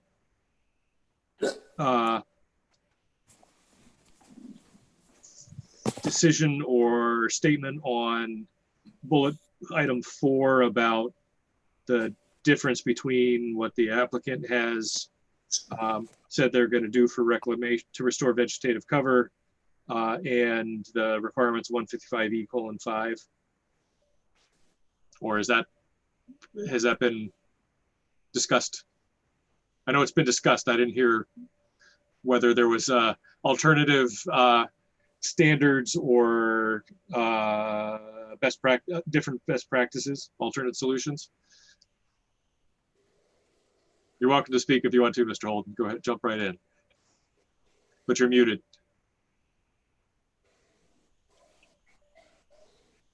Oh, sorry, I had my microphone off. That's okay. I think we are effectively complying with a 155E, because if you read what I just read a couple minutes ago, is we are spreading soil, not just topsoil, but soil. We are making it so it won't erode. And if you read the stuff that I read about the University of Wisconsin and other wetland restorations, they're like, don't touch it. It'll come by itself very quickly. And so I guess if we get 10 years down the road and we don't have one stick of wood growing out there, we'll do something different. But I am sure that we will. And 40 years from now, the trees are going to be 12 inches in diameter. So just like they are now. Sure. So we would like to just stick with our plan and try and make this as natural as possible. Anyone have any comments on that? I'm looking specifically at, page 2, item bullet 4, Roman 4, as far as at the bottom of page 2, essentially. James has pointed out that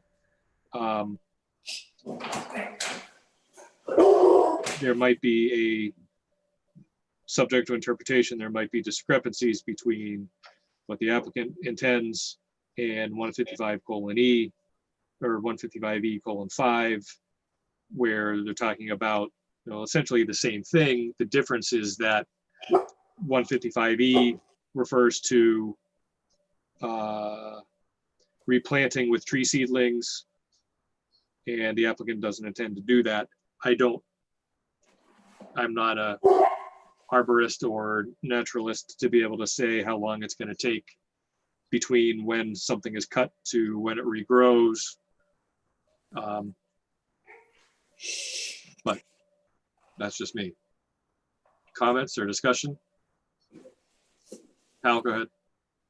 Well, perhaps to satisfy Dwayne's concerns and maybe others, in analogous situations, we have asked a quote expert in the field to weigh in independently. So, like, you know, on the road plan for Granite Street, you know, we ask our town engineer, you know, is the road sloped properly? Is there sufficient riprap or whatever? Riprap or I don't know. Anyway, is there possibly a second opinion from somebody that we could get? And then that might resolve and make everybody feel comfortable. I'll say I'm comfortable, but you know, if the others aren't, we need to figure out a way to make them feel more comfortable.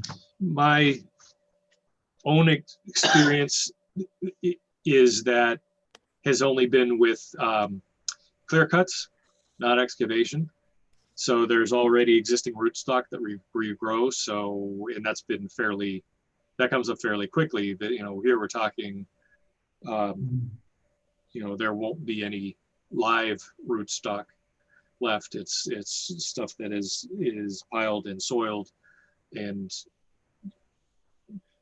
yeah, all I can offer is, and it's not a reference or anything, is I know I've sat through other meetings where people have talked about, quote, conserving farmland and stuff like that.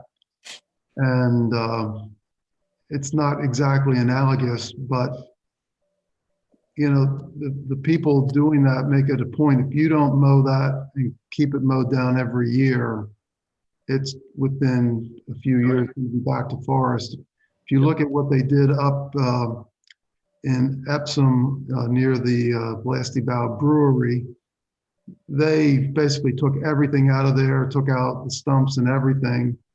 And Dave Stewart, 3 years later, said, my gosh, you know, we struggled with this because this, like as Mr. Holden said, the birches grew back so fast, we didn't have the time, you know, had a chance to whack them back. Yeah. Again, that's my experience and my comfort level. But if the other folks on the board aren't comfortable, I think we need to do something to let them feel comfortable, other than just my word or Mr. Holden's word. Anybody have a comment, question from the board? Hal, or sorry, Dwayne. I think increasing the bond, making sure that the bond goes up every year. I think Peter articulated some pretty good things when I was listening to what he said. I just think we need to be careful and cautious. One comment, I live up here at the Village of Mead. We've got 11 acres up here. I'm constantly dealing with foliage growing where I thought we had it under control. I'm just amazed. I was out with a guy that cuts my yard, and he brought a bush hog over here to clean stuff up. And tomorrow I'm going to go down. I'm just astounded at how much work we do around here to keep things. So I agree they're probably going to grow back quickly.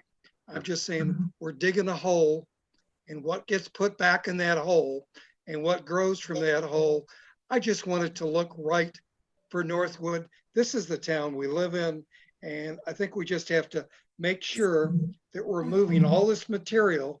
And now what's it going to look like 20, 30, 40 years? We just need to be careful. That's all. Yeah, and Dwayne, I'm going to speak to that because I'm on the select board. You know, basically, once we approve this, you are passing the baton to the select board to make sure just what you said does indeed happen. And that is our responsibility. And I agree with you. Maybe in the past that has not always happened. But I personally sense a change in terms of the way we're handling things and a tightening up. so I have at least some comfort going forward. Does it rule out the possibility that something bad might happen? No, but I think just, people like yourself speaking up continue to enforce the diligence, and we just got to continue to do it. I think we can draft some language in the notice of decision that gives the intent of the conditions. Yeah, actually, Going that's an forward. important point, Bob, Yeah, because a it's lot just of to times, say, if it's not there in writing, some of this stuff gets forgotten. Right. And, Yeah. anything to help, future select boards do the right thing Right. would be Okay. useful. So as far as phasing and reclamation goes, I'm just going to give a brief summary of what I've heard so far so that we have it in the record. And I'm just going through from James's point, or James's latest staff report on this. So the applicant will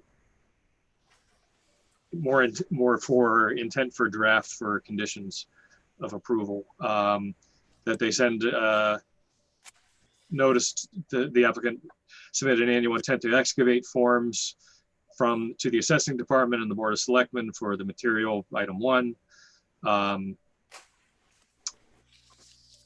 That the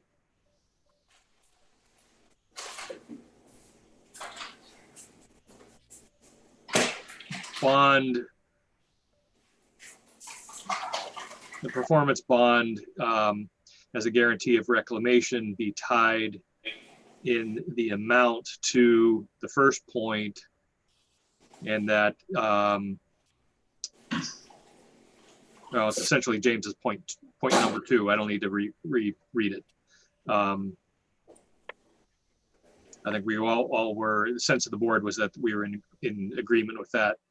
The bullet item 3 is that to place the land in conservation easement after the reclamation is complete, that with an approved, IRS approved conservation organization, that the cost of and discussion was about that the cost of obtaining the conservation easement be rolled into the bond. Yeah. As an option, not, the details of that are to be, I think that's part of the language that I was talking about. Yeah. For the Board of Selectmen going forward, because the planning board doesn't control that.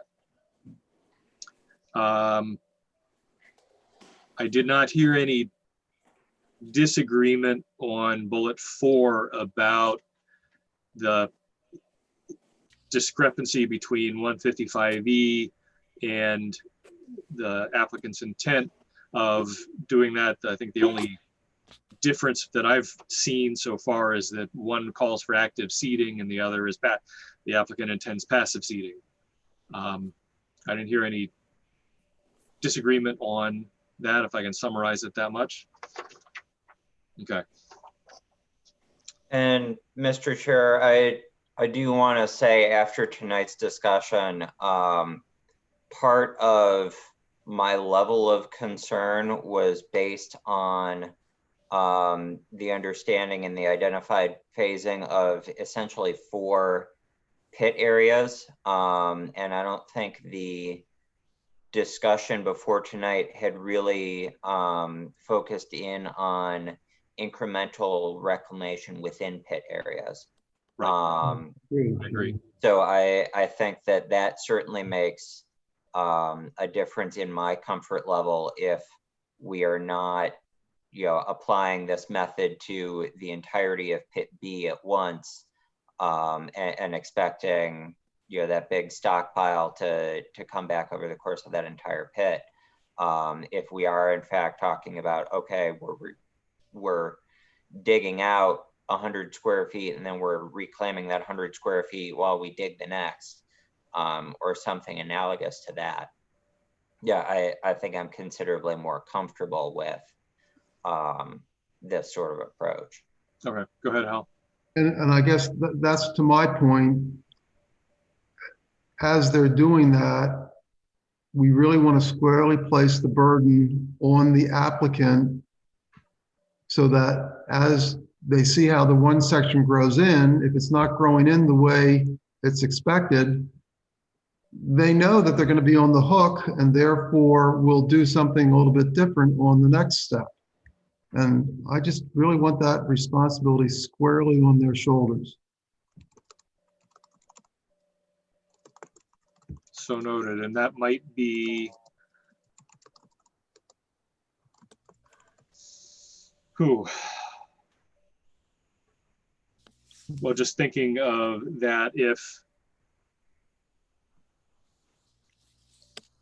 I think the, Yep. I think for the town's interest, I mean, the town's interest is just making sure that the reclamation works.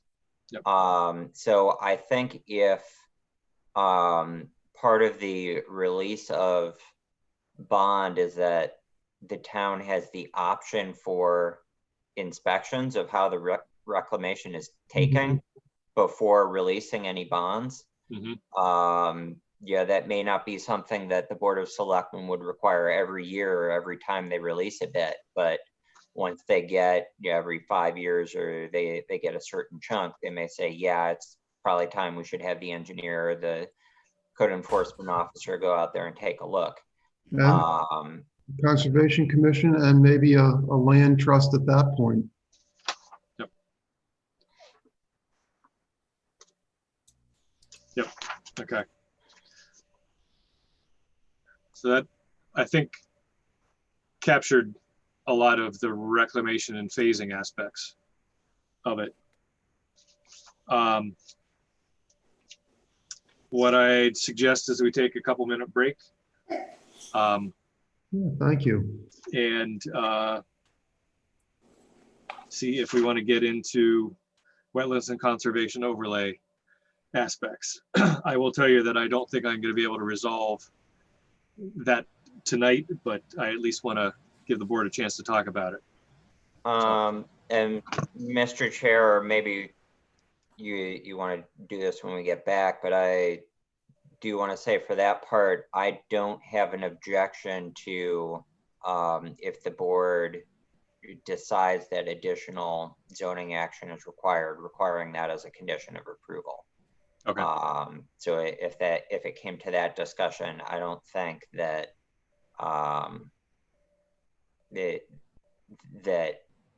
it's not something I would advocate we put this review on hold until that action is complete. Yeah. If it makes a difference for your timing decisions tonight. Okay, let's take a couple-minute break.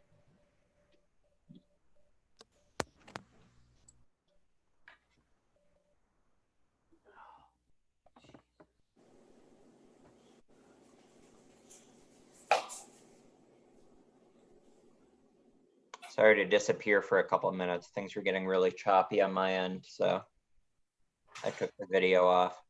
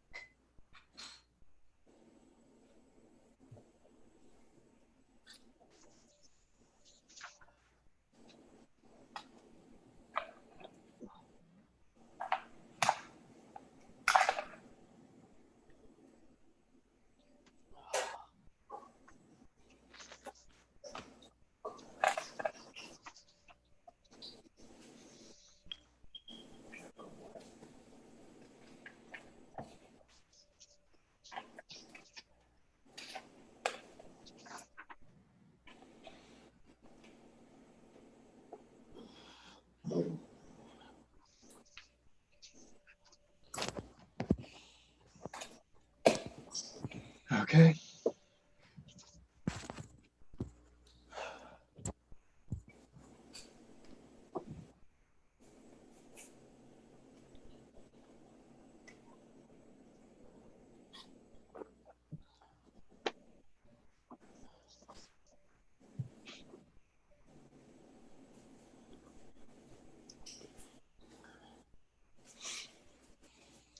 I will tell you that I would love to have this meeting over by 10 o'clock.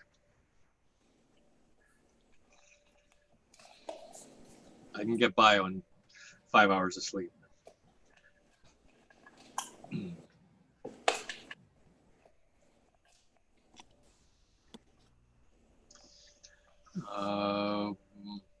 Okay, I think we are, no, Dwayne's not back yet.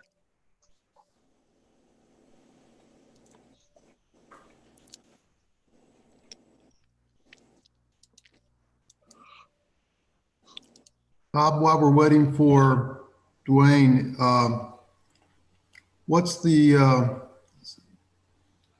what did we talk about in terms of the CIP, in terms of bringing it before the planning board and discussing it and stuff like that? I don't recollect what you told me.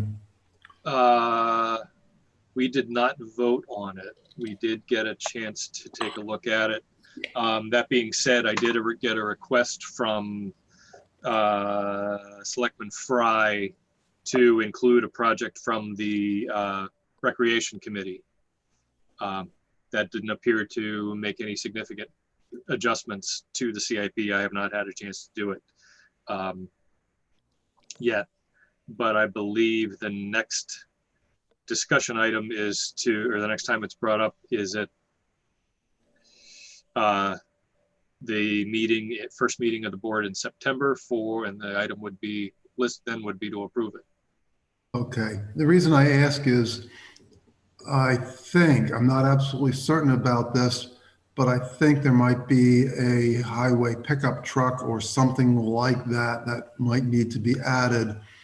And at least I'm recollecting a note today from John that indicated as such. Okay. So tomorrow I'll talk to him and Chris and make sure they get a hold of you.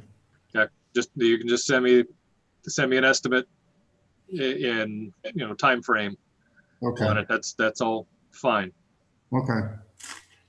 That's better. I'm school starts on Wednesday, so I'm not touching CIP for a bit. I'm barely hanging on to planning board at this point. Okay, we are all back. So the last big items are the overlay zones, and I'm looking at page 3 of James's staff report. Wetlands overlay and conservation overlay. Can I safely, would you be willing to summarize, James? Or can I summarize? If you want me to go through it, hit the high points and take questions as I go, I can. What I'm essentially going for the action item. My reading of your report, specific to wetlands, is that, and looking specifically at page 5, item 5, and page 6, item 6. Hold on a is second, that- Bob, let's catch up to you here. Yep. I'm sorry, so page 5, item 5, please? Right, yes, Sorry, I should have put page numbers on this. that's okay. No, I just wrote them on there. the It's Adobe. essentially, it's right where, in the paragraph above where it says conflicting provisions, with his Roman 4. Yeah, got it. So there's that one, that's item 5, and item 6 on the next page, which is right above conservation overlay, is that a variance is required. I mean, I followed the logic. It was quite detailed, which is quite good. And I think that applies specifically to wetlands. James, is that correct for those two? So the approval that the applicants received was a special exception to allow wetland impacts. And I think specifically would point to the relief that I think it appears that is still needed would be to the section that deals with both the wetland and the conservation easement, but that combo section is included under the wetlands. Okay. So in a sense, it's a question of we have multiple wetland setbacks described by the overlay. The relief that they got was for the 20-foot setback that is applied everywhere there's wetlands. And the question is whether further action is needed to grant relief for the combo areas out back. Okay. And if I interpret it, your statement, your report is that yes, they do. Yeah, so usually I don't make an explicit recommendation to the board about interpretation of items, but in this case you asked me to. So my ultimate conclusion after this is that my interpretation of the ordinance is that a variance is required to grant relief to that section. So it's one, the question of whether the special exception that was awarded granted permission just to the 20-foot buffer for the wetlands or to the 100-foot buffer where they overlap. I think that question is kind of moot, because in my reading of the ordinance, you can't use a special exception for relief for that mechanism. I think it needs to be a variance. Okay. Mr. Holden, do you have any comments on that? I'd be curious about it. It might be my area of responsibility, but Yeah. The idea is that I think the special exception is I can't speak for the zoning board, but I think the intent was to give you that to cover you for the need, but then we find out that you might still have some gaps. Right. We wrote in October of 2019 to the Zoning Board of Adjustment, and we talked about the fact that we were looking for a special exception, and it talks about allowed uses by special exception may be granted by the Board of Adjustment upon notice for the following uses. Those uses essential to the productive use of land not within the wetland conservation overlay district shall be allowed by special exception. Those uses include but not limited to construction of roads, access, utilities, right-of-ways.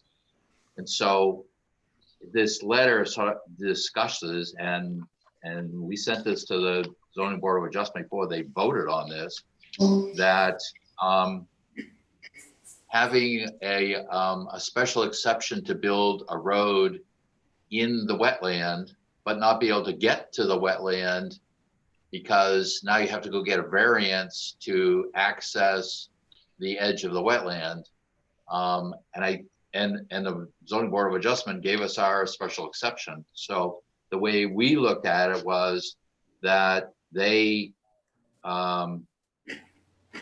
felt that the special exception gave them, or by us getting the special exception, gave us the ability to pass through the the setback to get to the wetland where we got the special exception. And, Sure. you know, it just seems somewhat backwards that you'd have a special exception where the criteria for a special exception is less than getting a variance. So I get a special exception in the wet, but I have to get a more stringent relief to get into the wet. And I think, and I can't speak for the ZBA, only their action that they approved it was that seems a little backwards. So we're going to give them the special exception. So,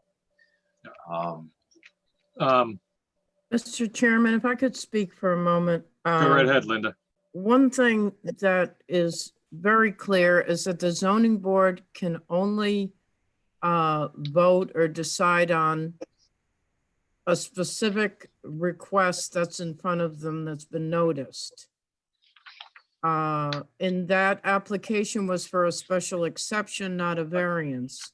Right. I think this came to light afterwards that in looking at the plan in deeper detail was that those two areas that combine, that was not considered by the zoning board. Right. They did not talk about that there would be 100-foot setback required. That was never part of the discussion. I don't think that there was any intent not to get the relief, but I think it was more just an oversight.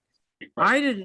I sat through the hearings as well, and I did not give it some thought even until the Conservation Commission was looking at it with a different set of eyes.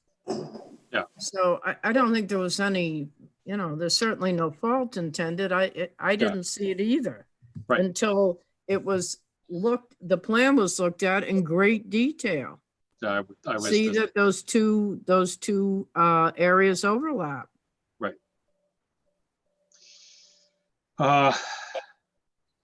So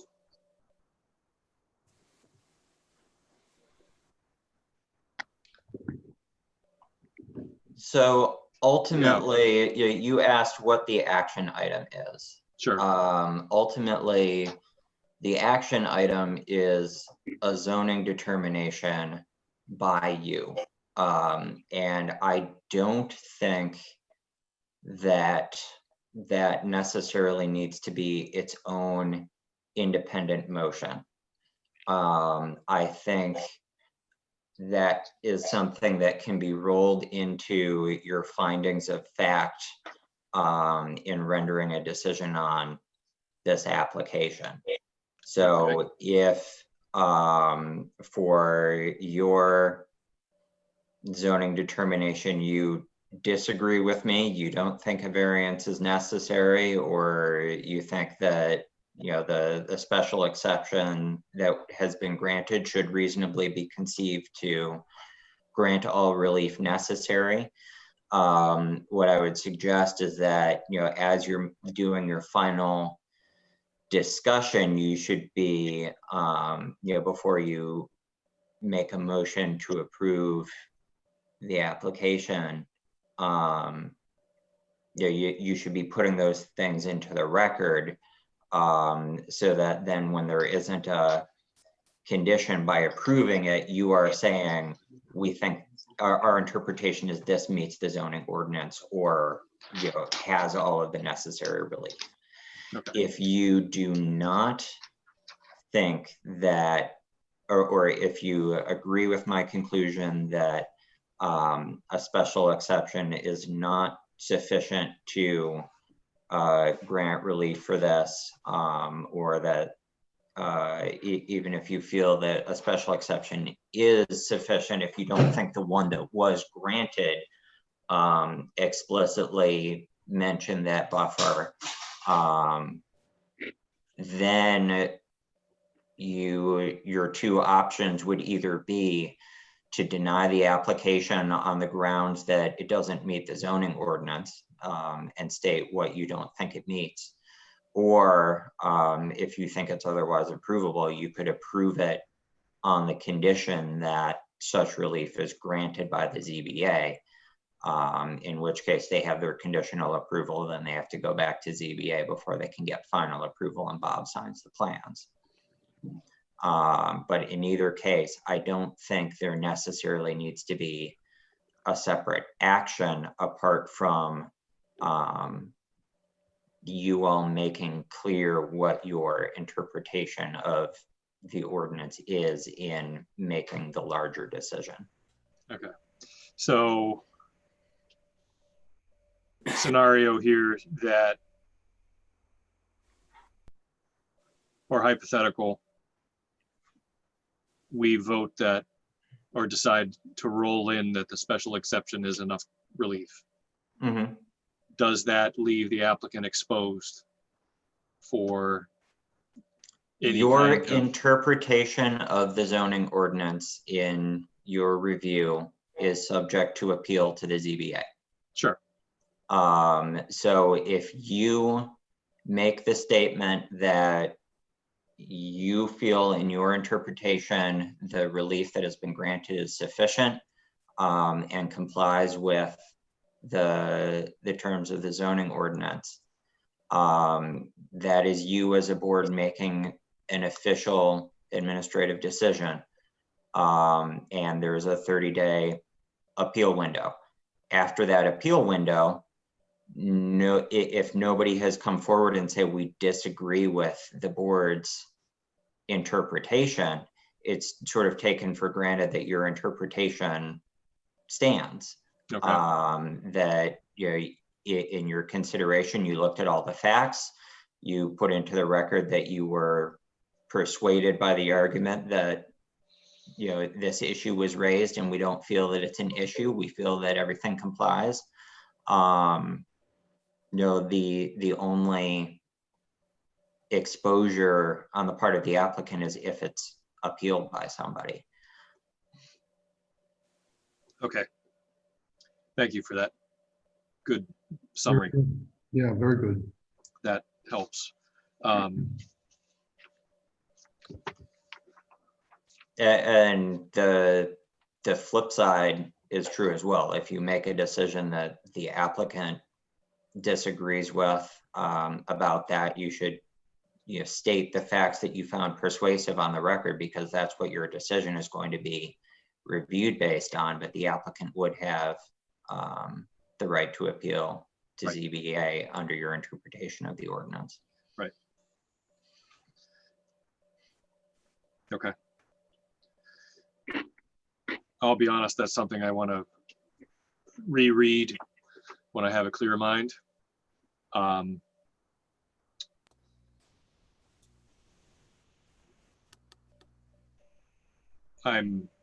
speaking just for myself. I am tending to lean toward the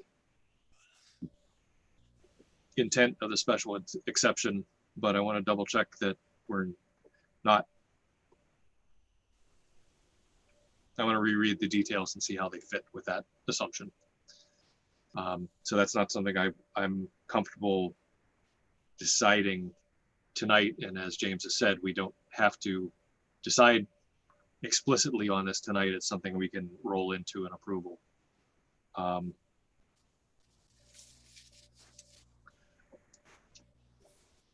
Okay.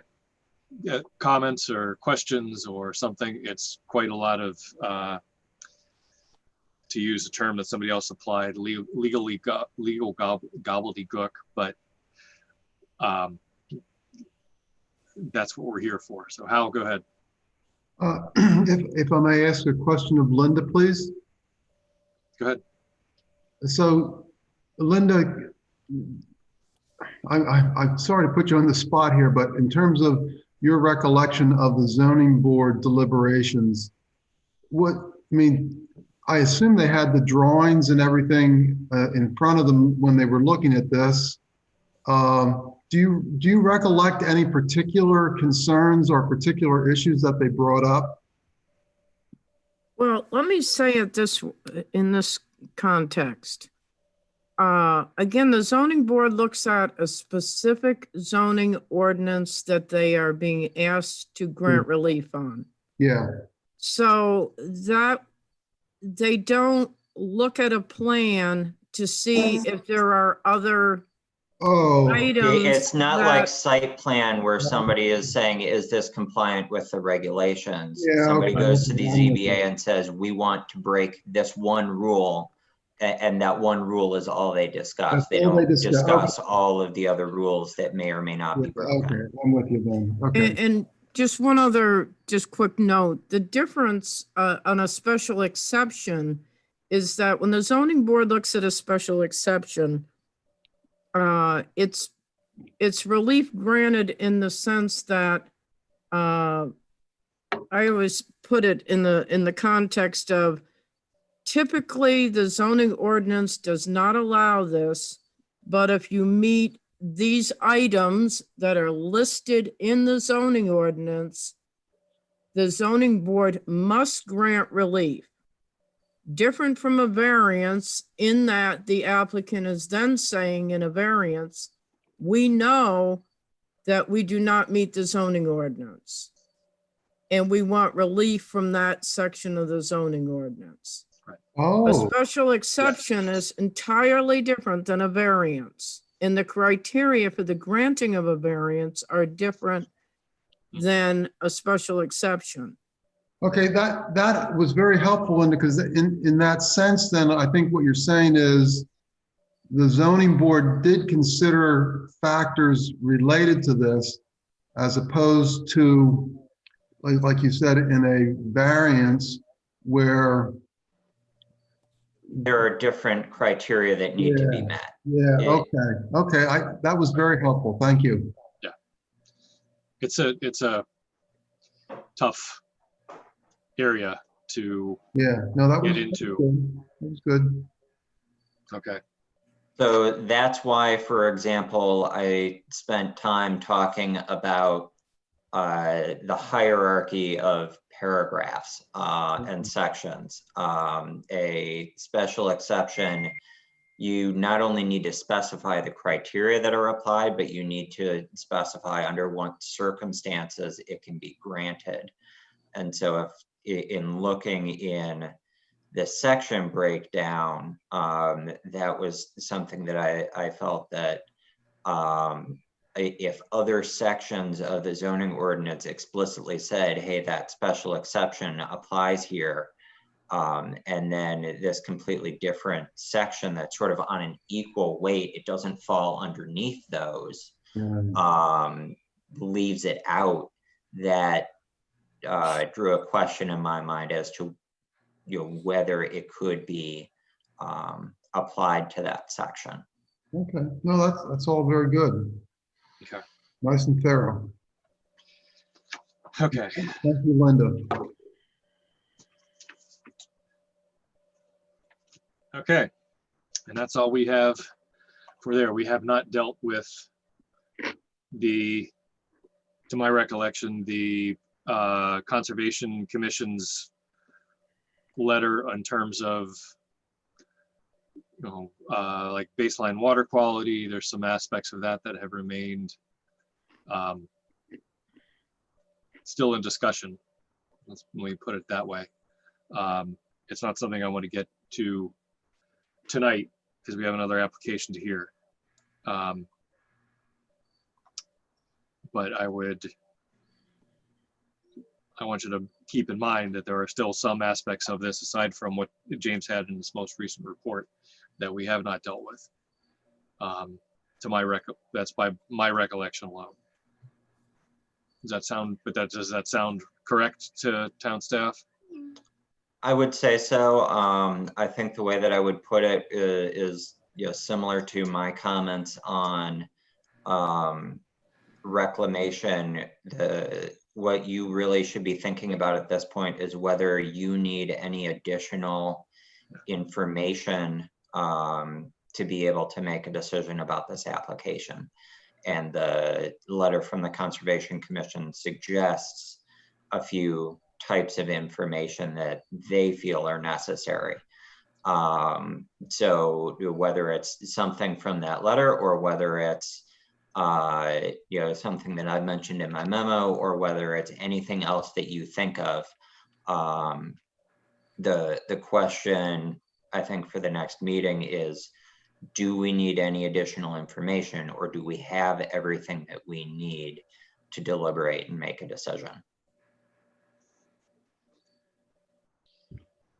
Okay, I'm going to Sort pull of up. secondary question to that then is, assuming you have all of the information, do you need to see anything redesigned to meet your understanding of the various codes and ordinances involved?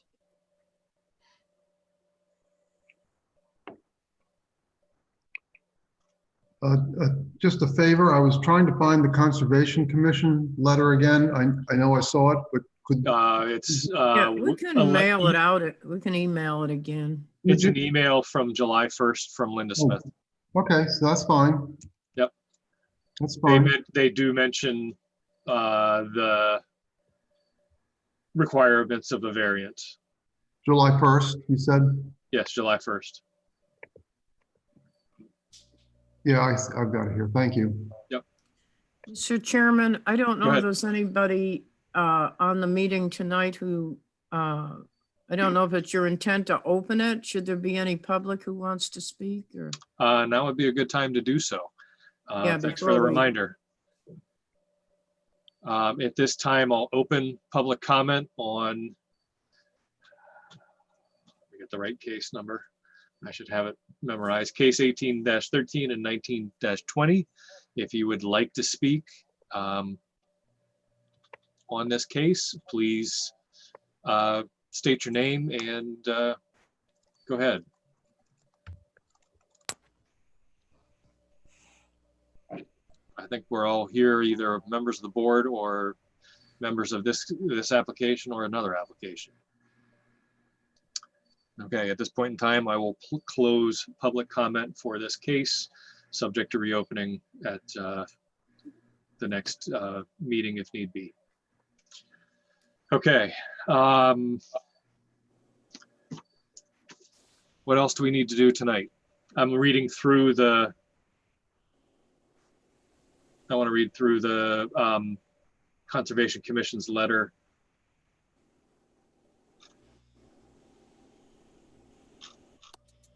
Because I think we dealt with some of that.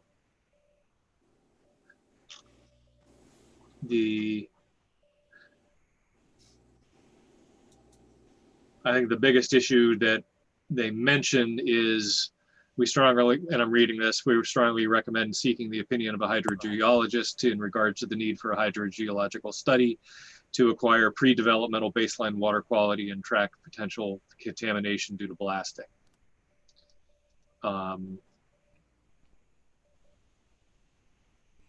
And the next paragraph talks about hiring a town engineer to review the excavation and restoration plans and scheduled inspections. That's covered in the restoration plan already. It's mainly the hydrogeologist as far as a baseline, pre-development baseline water quality.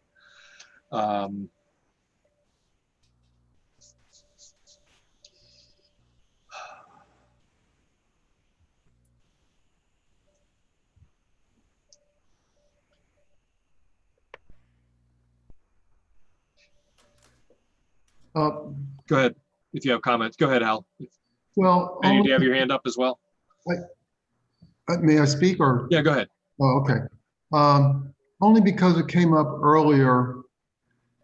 There's one suggestion that they have that the stumps be ground or removed.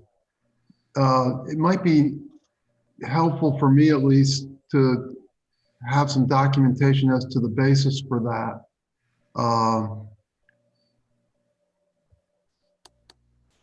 As James said, you know, we don't have a whole lot of information on best practices and stuff, but it looks like they might have gotten that from someplace. Mm-hmm. You know, so I just like to, you know the reference for that if I could, please.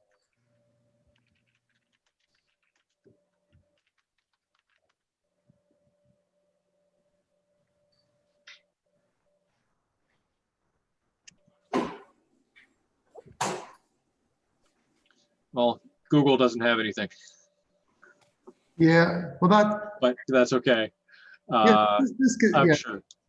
I mean, this gets into. Yep. I just like to know where that suggestion came from or what it's based on. I think I talked to Winnie Young about that in specific about the water pollution. I do not recall the details of the conversation. Yeah, part of the reason I ask is I know that, like, you know, in terms of trail maintenance for the snowmobile trails and this, that, and the other, it used to be that they were asked to remove everything. And you know, my neighbor who's heavily into this says now it's like, no, you don't take anything out. You don't change anything. You leave it as much, you know, like when a tree falls across, you leave it as much as you can, just like it is.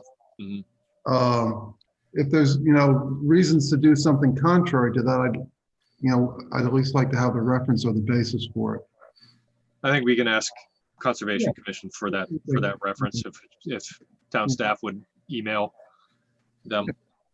It's more, I think, to James's point tonight, if we need more information, do we want to look at a hydrogeological baseline study for those things? To me, I need to look at the plans again to double check. Yeah. And I have them elsewhere in my office. You know, that's Chairman. Go ahead, Linda. Would you like me to invite Ms. Young to come to the next meeting in case there's questions about? She had agreed to do that in the Conservation Commission. I had given her permission to speak on their behalf regarding the comments. Would you like me to send her an invite to come to the next meeting, or? What's the board's pleasure? Go ahead. Personally, I don't know that we have to exercise her. Certainly, it's always nice to see her, and she's welcome to, you know, come. I just hate to call her out. My only question is this reference. Everything else is very clearly stated. It's very well, you know, explained.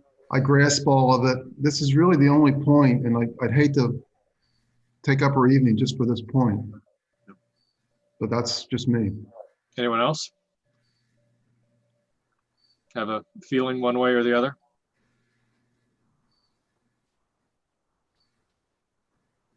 I would say it couldn't hurt. Couldn't hurt to have an email or have her attend the meeting. Have her attend the meeting. Okay. Why don't we, so that's one, anyone And else? if she's available, I mean, she could. Yeah, sure. She could certainly, they can, I mean, they're a town committee and they can certainly participate in the process. Yeah, all I'd ask is that her participation not be a substitute for getting the reference on this, because I'd really read up some more on this. Mhm. If we got the reference, Betty, is that sufficient, or in terms of having Ms. Young appear? No, the reference would probably be all right. Okay. Anyone else? Yeah, I apologize, but I just work better with the printed material that I can digest at my own pace. We'll definitely get that. Okay. Why don't we email her and ask her if she could give us the reference? If she'd like to present some facts with it at the meeting, we can certainly give her a couple minutes to do so. Yeah, or discuss other points that she thinks are important. That'd be fine. Be nice to see her. Sure. If she's available and the next time we're up, or this case is up. Okay. What else do we need to do on this tonight? Aside from a request for a continuance, I think.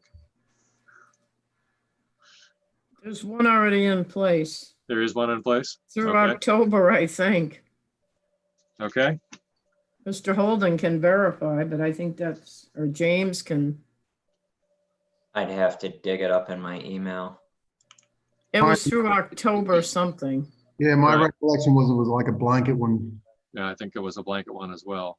Mr. Holden, can you enlighten us on, do you have a date it was either the end of October or the end of December. I think I went back and forth. So Okay. I will look and see what it is. And if we get close, I will supply you with another one.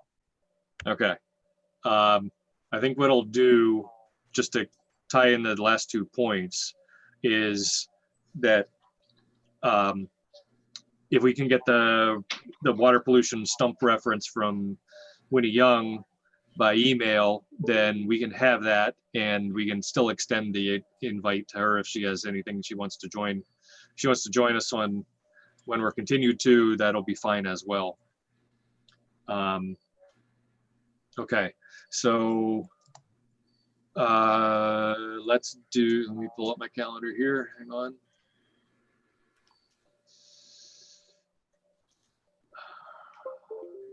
We have meetings in October on the 8th and the 22nd.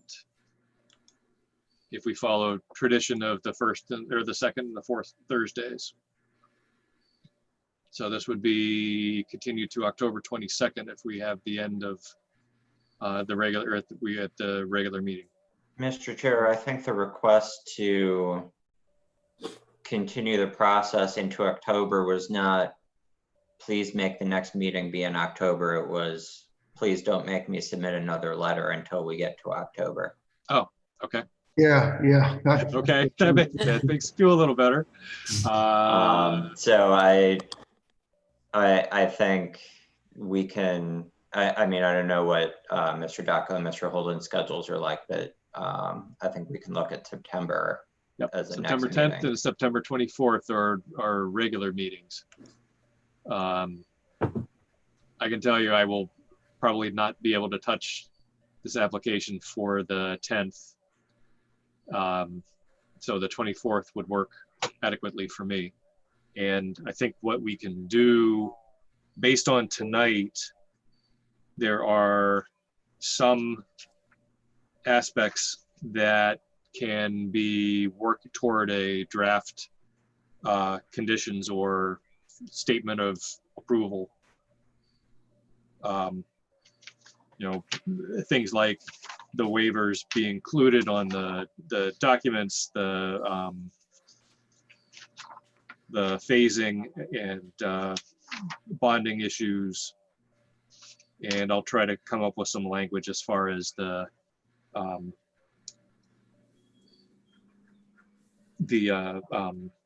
conservation easement intention of the board's intention of our conservation easement to the select board.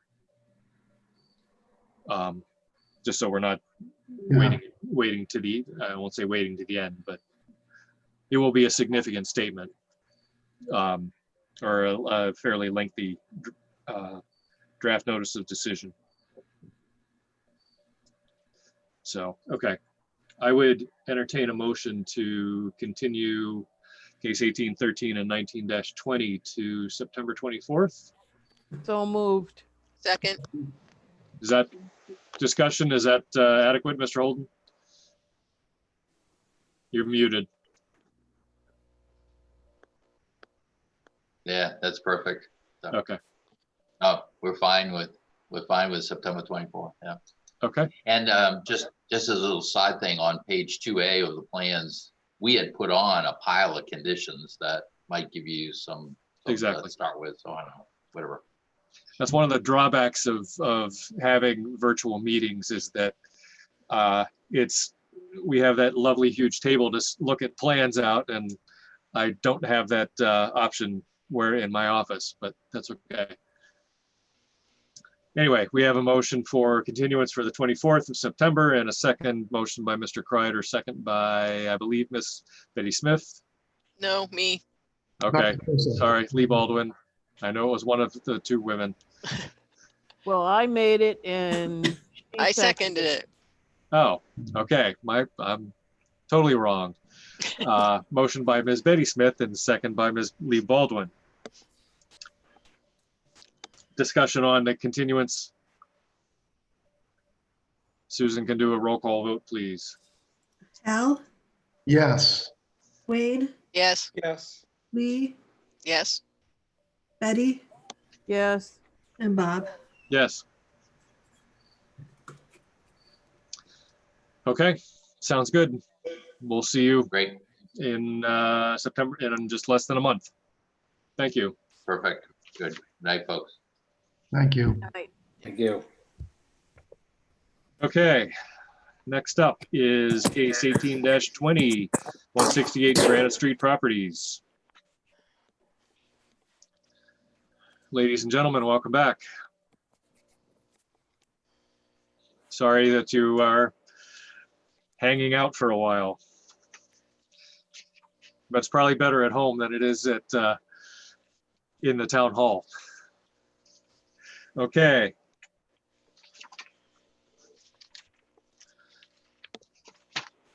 Yeah. We have, I don't know the date on it. James, town staff drafted a draft notice of decision, and I've been looking at that.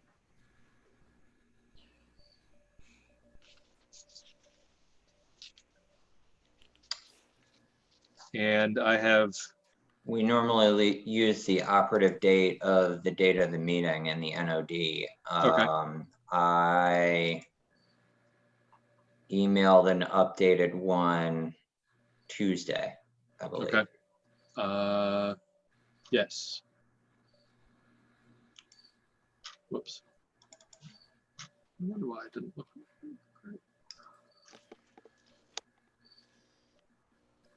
And in that Yes. transmittal email to all of you, I included sort of the running changes of what changes I had made to the conditions based on comments from the applicant and or comments from town legal counsel. Yep.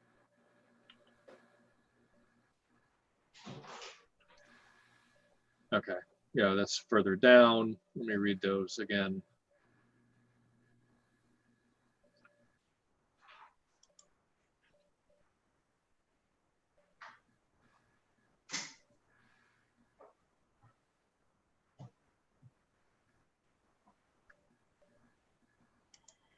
Okay, it's essentially the fourth reading this. Attorney Hodgin requested that former condition number 5, current condition number 6 be resequenced. The sequencing of this condition is specified in section 306 of the subdivision regulations and will require a waiver to place after the signing of plans. This is the monuments. If you would like the board to consider resequencing this condition, please submit a written request for a waiver to section 306 as soon as possible, preferably, but certainly by 4 p.m. on Thursday. Did we get a waiver request? Okay. So does that mean, Mr. Hodgson, that you're okay with the order as drafted? Well, the reality, our observation stands, but your regulations are what they are. We're not going to ask for a waiver at this point because we want to move forward here. Sure. The reality is that because of the sequencing, if you leave it the way it is, as your regulations have it, during the construction phase of the road, they're highly likely to get disturbed. Okay. And they'd have to be reset. Right. But at this point, we want to move ahead with the draft notice of decision. We'll live with it the way it is. The other changes that we've made are acceptable to us. Okay, so that might be something we want to, as an aside to town staff, it might be something we want to revisit for this fall. For next year. Next year, That's added site plan to and our subdivision that we've talked about doing for a bit. So I think it's just going to need to come to a year that we have some space in the budget to sit down and do one or the other of those. Okay, that's fine. It's just more that way there's a note that it's not just on my list of things that we need to revisit.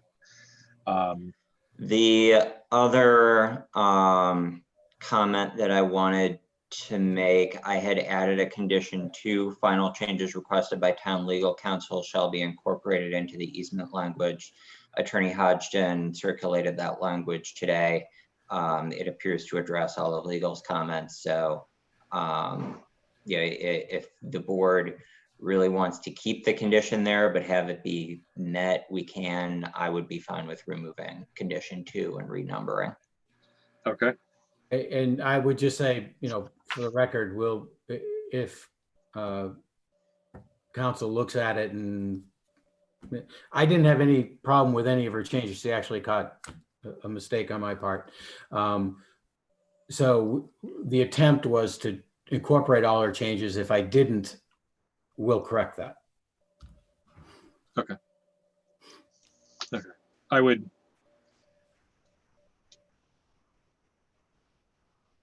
I think for clarity, because it doesn't, the language of item 2, if it's already, I don't have any problem leaving it in. I was gonna say, let's leave it in, Mr. because Chairman. if it's already met, then it's not a problem. She'll just say yes. If it has been met, then we don't have to revisit and have any issues. We're 98% of the way there as it is. Let's just do it that way. Okay.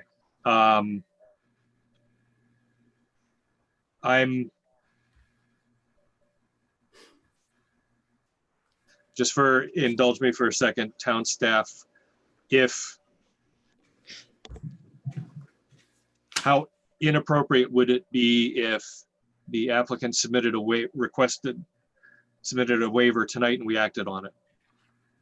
I would have been, if a waiver request was submitted at 4 p.m. today, I had been perfectly okay with you acting on it tonight. I think that for technicality things, we have had once or twice somebody slip one across the table. That's in what writing. I'm wondering. And I have my email open. If the board wants to consider accommodating the request, yeah, I think you can. Okay. I think the one concern that I could see with altering when the monuments are set, and the board can decide how much weight you want to place on it. The applicant has stated that their intent is, first things first, build the road, install the infrastructure, then they'll make sure the monuments are in and split up the lots and sell them off. But legally, it is legal and permissible to convey lots the moment the plat is recorded. And so that is my only concern about the monuments, is that, if they were to sell this to somebody to develop, or if circumstances were to change and they were to change their mind, the situation that we are trying to avoid is having homeowners own those lots and still have to meet conditions of approval that they didn't realize they were becoming responsible for by becoming a successor in the property. Right. If the board doesn't feel that that's a significant concern, you're more than welcome to grant the waiver, in which case I would suggest placing it prior to a building permit. Right. Go ahead, Mr. Hodgson. The reality, I understand what James is saying, but the reality is that you're not going to be able to really sell those lots for title issues until those monuments are in place anyways. Okay. So the reality is there are other issues you have to get them in for anyways. So beyond just I'm trying to subdivision requirements. I guess trying to make sure we're covered, if at all possible. As I said, at this point, if you're good without the waiver request, we're okay. I'll let you handle that. and your own maybe, expertise. Okay. uh, I figured I'd at least extend the opportunity or discuss it, and this sounds like you don't need to. If I may just ask Mark, are you okay with that, as we discussed? Yeah. Okay. Yeah, I just, I do a lot of these, and most towns don't require the monumentation set along the roadway until the road is built, just because it's practical, and just make it a condition of getting the final inspection and final improvement of the road. Yep. That's Okay. my answer. The road still has to, even after the road is built, it still has to be accepted by the town. So We haven't, this is trying to think of how many subdivisions, I've been on the board 12 years and I'm trying to think of how many subdivisions we've done, and it hasn't been more than 1 or 2 or 3. So. yeah, you mentioned that early on. It's the first one with a road, Yeah. in my recollection. Anyway. Well, there's been a number of them. Okay, yeah. Meadow Lane. In your time frame, Linda, certainly not. Yeah. Not too many in mine. Okay. That being said, so we're leaving in condition 2, which is a review of legal counsel. I haven't seen anything else that I object to. Anybody else have any statements, or from the board, any statements on the conditions or things you want to see? I'll briefly open for public comment.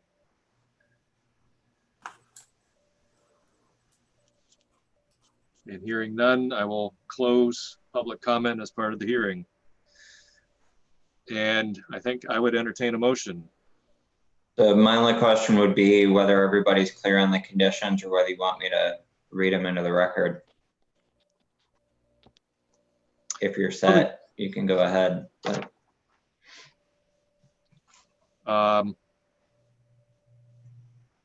Well, you've read a lot, spoken a lot so far.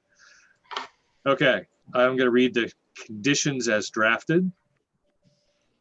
Prior to the signing of plans, 1, the applicant will make the following changes to the plan set. A, approval of road names by the Northwood Board of Selectmen. B, approval of all map lot numbers by the town assessor. Number 2, final changes requested by town council, legal counsel shall be incorporated into the easement language. 3, the applicant will acquire and provide copies of all necessary federal, state, and local permits, including but not limited to the following, except as specifically denoted in other conditions of approval below. A, Northwood DOT 6 District 6 driveway permit for the construction of a public road entering First New Hampshire Turnpike. B, Town of Northwood driveway permit for the construction of a public road entering Old Turnpike Road. C, Northwood NHDES wetlands permit. D, state subdivision approval for all lots under 5 acres from the NHDES Subsurface Bureau. E, National Pollutant Discharge Elimination System, NPDES, general construction permit. F, NHDES alteration of terrain permit. Item 4, the project shall be subject to performance guarantees as agreed to between the applicant and the Board of Selectmen, town engineer, and town legal counsel as follows. A schedule of official inspections for the road construction and installation of drainage improvements, with the cost of inspection to be paid by the applicant. B, a performance bond amount to cover the cost of installing the proposed public road. C, a performance bond amount to cover the cost of installing all proposed drainage improvements. And I'm just curious to, on item 4B, the performance bond amount to cover the cost of installing the proposed public road. Do we need to include language in there to town standards, or is that covered by the permits? I think we have discussed it as a town road, and condition 11 is the road shall be constructed to town standards. Perfect. As long as it's in there somewhere. But if you want to throw in a town standards under B. Nope, if condition 11 is fine. As long as it's mentioned somewhere, I hadn't gotten that far. I think I mentioned 4C already, performance bond amounts cover the cost of installing all proposed drainage improvements. Item 5, escrow accounts for inspection costs and all required performance bonds shall be in place. 6, provide certification of monument installation as required by section 3.06 of the subdivision regulations. 7, deliver 3 signed and stamped paper copies and 1 signed and stamped Mylar of the plan for signature prior to the issuance of building permits. Item 8, provide as a state-approved septic design for each lot prior to issuance of a building permit for that lot. 9, provide a town of Northwood driveway permit for each lot, both for lots fronting on Old Turnpike Road and the to-be constructed public roads prior to issuance of a building permit for that lot. 10, record a plat with the Rockingham County Registry of Deeds within 1 year of this decision. Conditions subsequent. 11, the town about all roads shall be constructed to town standards as proposed, which is just a slight difference of language. Instead of the road, because we have we'll have 2 named roads, is that correct? No, it's one named road. 1 named road, so it's okay, never mind then. I strike that. The road shall be item 11, the road shall be constructed to town standards as proposed. Item 12, unless and until the road is accepted by the town as a class 5 road, the applicant and or the homeowner shall be responsible for maintaining and repairing the road and stormwater system, including but not limited to plowing. The town shall have no responsibility for road maintenance unless and until the road is accepted by the town as a class 5 road. All deeds conveying lots, the lots in the subdivision shall include notice of this decision. Okay, read without changes. Conditions have been read. Did we have a motion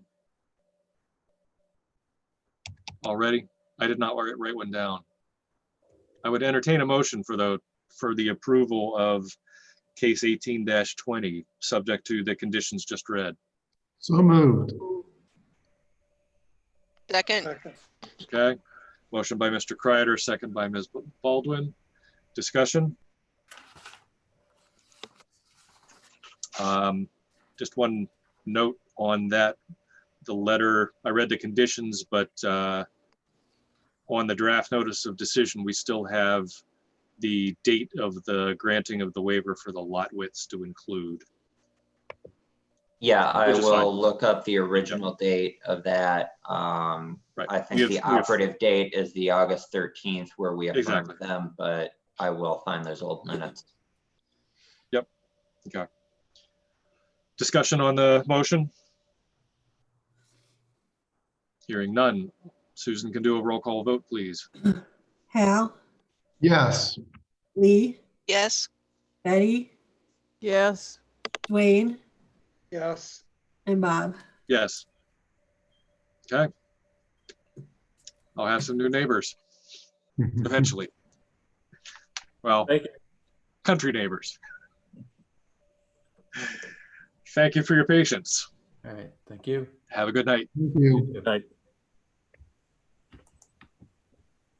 Thank you. Okay.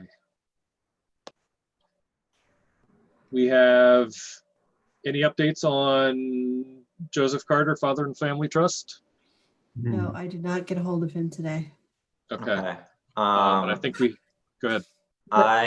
So I believe I mentioned at the last meeting, I had received an email from DOT District 6 asking for comments about the driveway permit based on the plans that they have. So one of their concerns was whether or not fire access would be possible. I still have not received anything back from the chief. So I replied to District 6 today with some of my comments as a planner, and suggested that, if there are concerns about that site access, we've had people include a sheet in the past that has a truck and sort of shows proof of concept of this is the size of your fire truck and here's what the trail would look like if it were to drive into the site. The other question that they asked was related to parking calculations.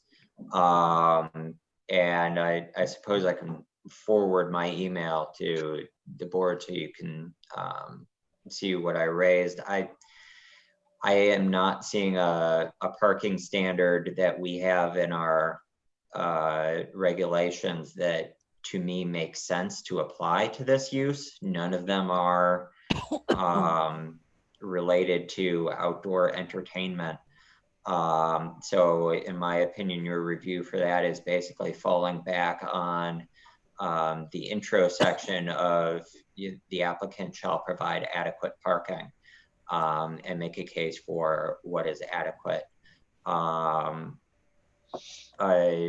I don't have any information to believe that it's not a reasonable amount. I think the one thing that I put back onto District 6 was one methodology that I could see applying. There are industry calculations for various commercial uses, and I'm sure because trip generation manuals are inches thick, I'm 100% positive that some edition of those has to have a trip generation estimate for how many trips a miniature golf course is going to generate per hole or per square footage or something.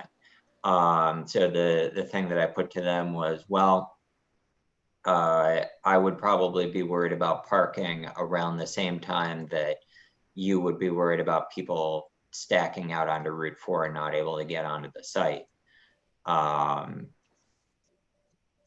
From a driveway perspective. So we'll see if they come back with any sort of guidance along those lines. Okay. Hal? Would it be possible, similar to Aroma Joe's application, where we ask the franchise to give us some ideas as to the traffic volume for their size facility? He is going to a company that designs these. They must have some basis for how many people it can handle and how quickly they cycle through. I thought we had something like that. Oh, did we get that? It wasn't a formal traffic study, but I thought we had a traffic estimate very similar to Aroma Joe's. Well, if we have that, then. But I'm not recalling that for this case, but I can certainly take another look. Alternatively, if that's something that you want to ask, we can follow up and clarify with the applicant whether that was provided, and if so, maybe it could guide us to where or when it was submitted, and we can send it back around. Would it help District 6 in terms of their thoughts, or anybody else? It may or may not. Like I said, SRPC has 2 volumes of, I think, the 6th edition of trip generation sitting in our office. I would be very surprised if, at least if not at District 6, maybe somewhere at DOT, they don't have probably even a more recent edition that somebody could just check those. So they probably have access to equal or better information on their own. I was sort of hoping that by suggesting it that maybe I'd actually get some of it back from Mr. Hewitt. Okay. But he had an out of office message, so I'm not expecting him to see my email until next week.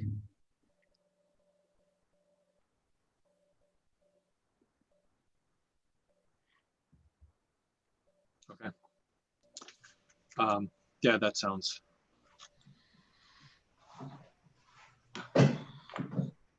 fine. Okay. I think we have a standing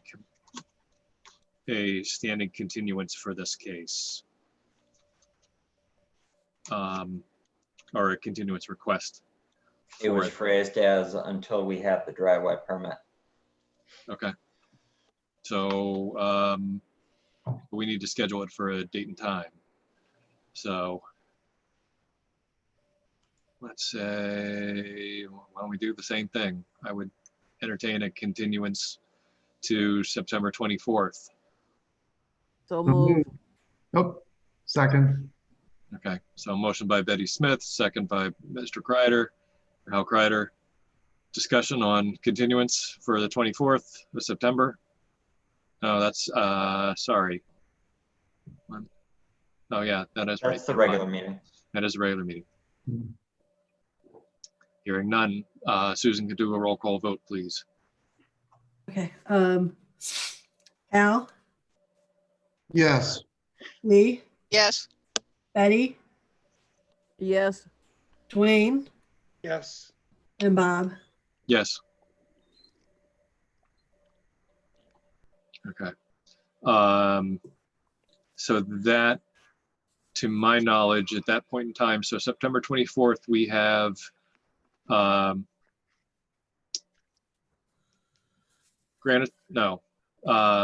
Millstone, Daco,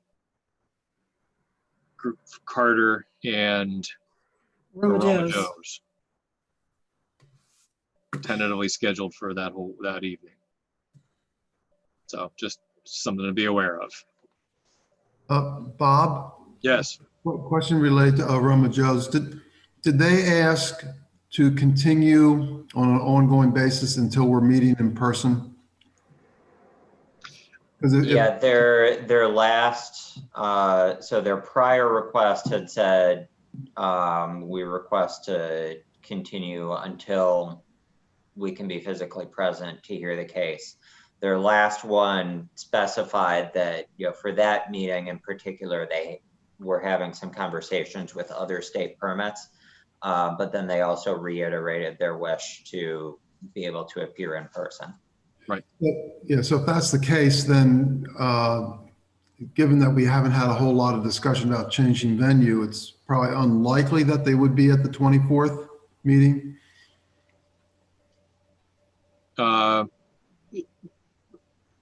It would still need to be called at this point regardless, right, because we've put it on that meeting.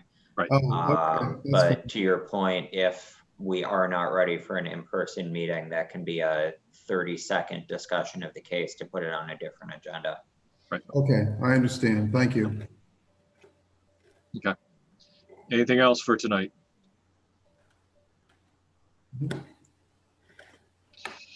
Okay, I would entertain a final motion. Adjourn. Second. Okay, motion by Ms. Betty Smith, second by Mr. Kreider.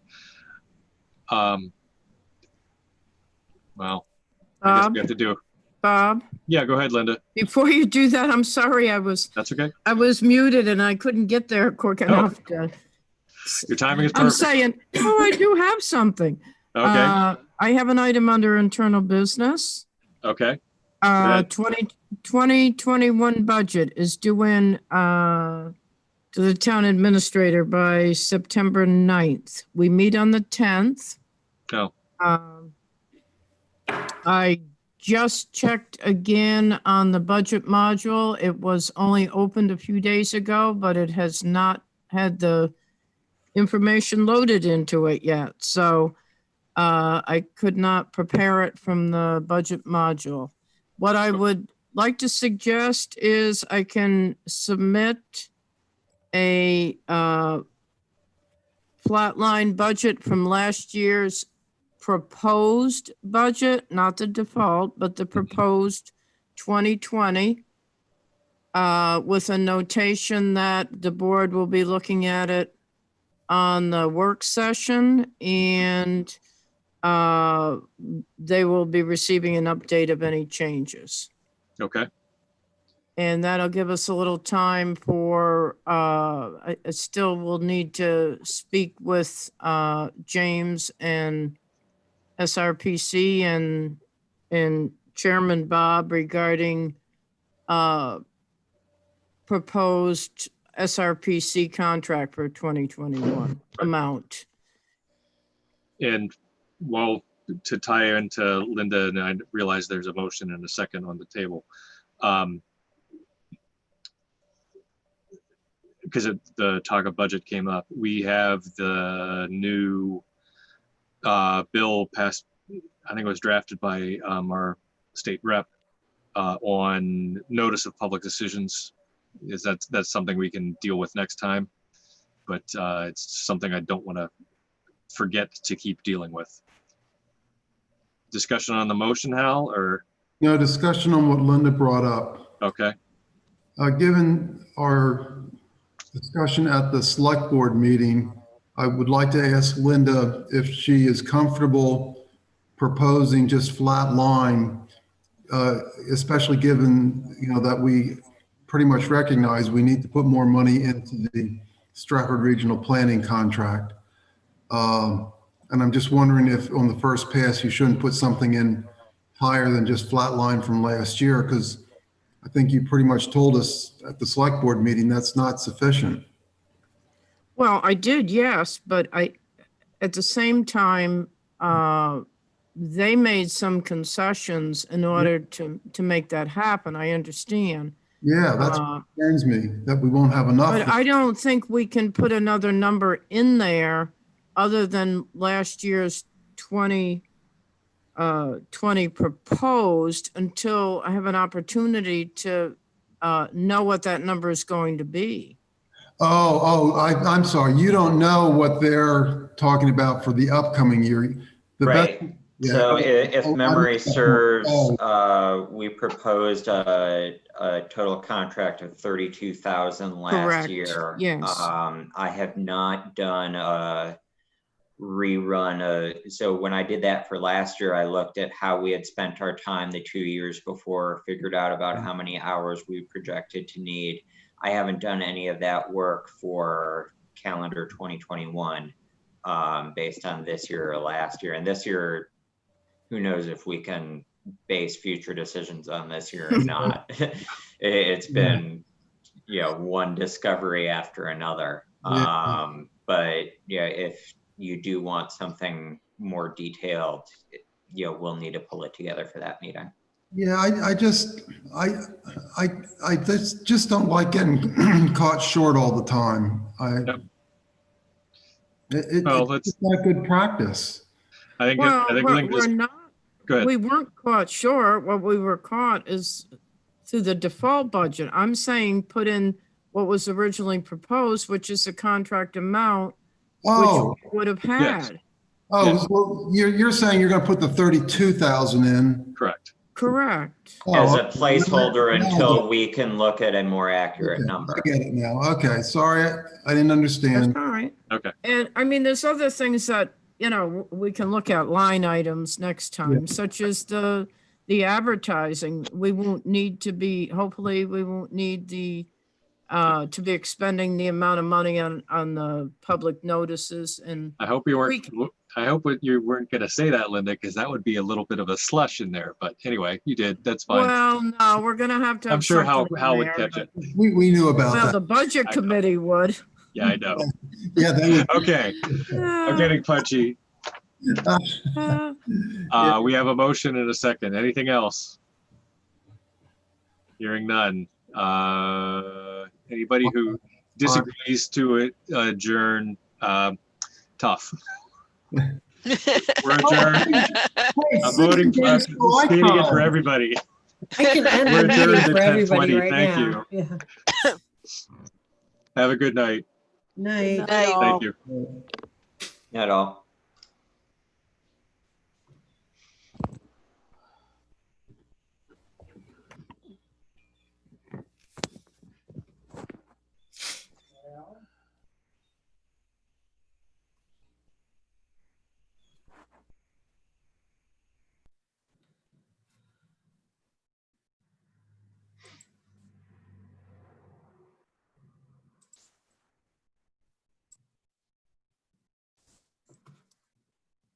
Is that it?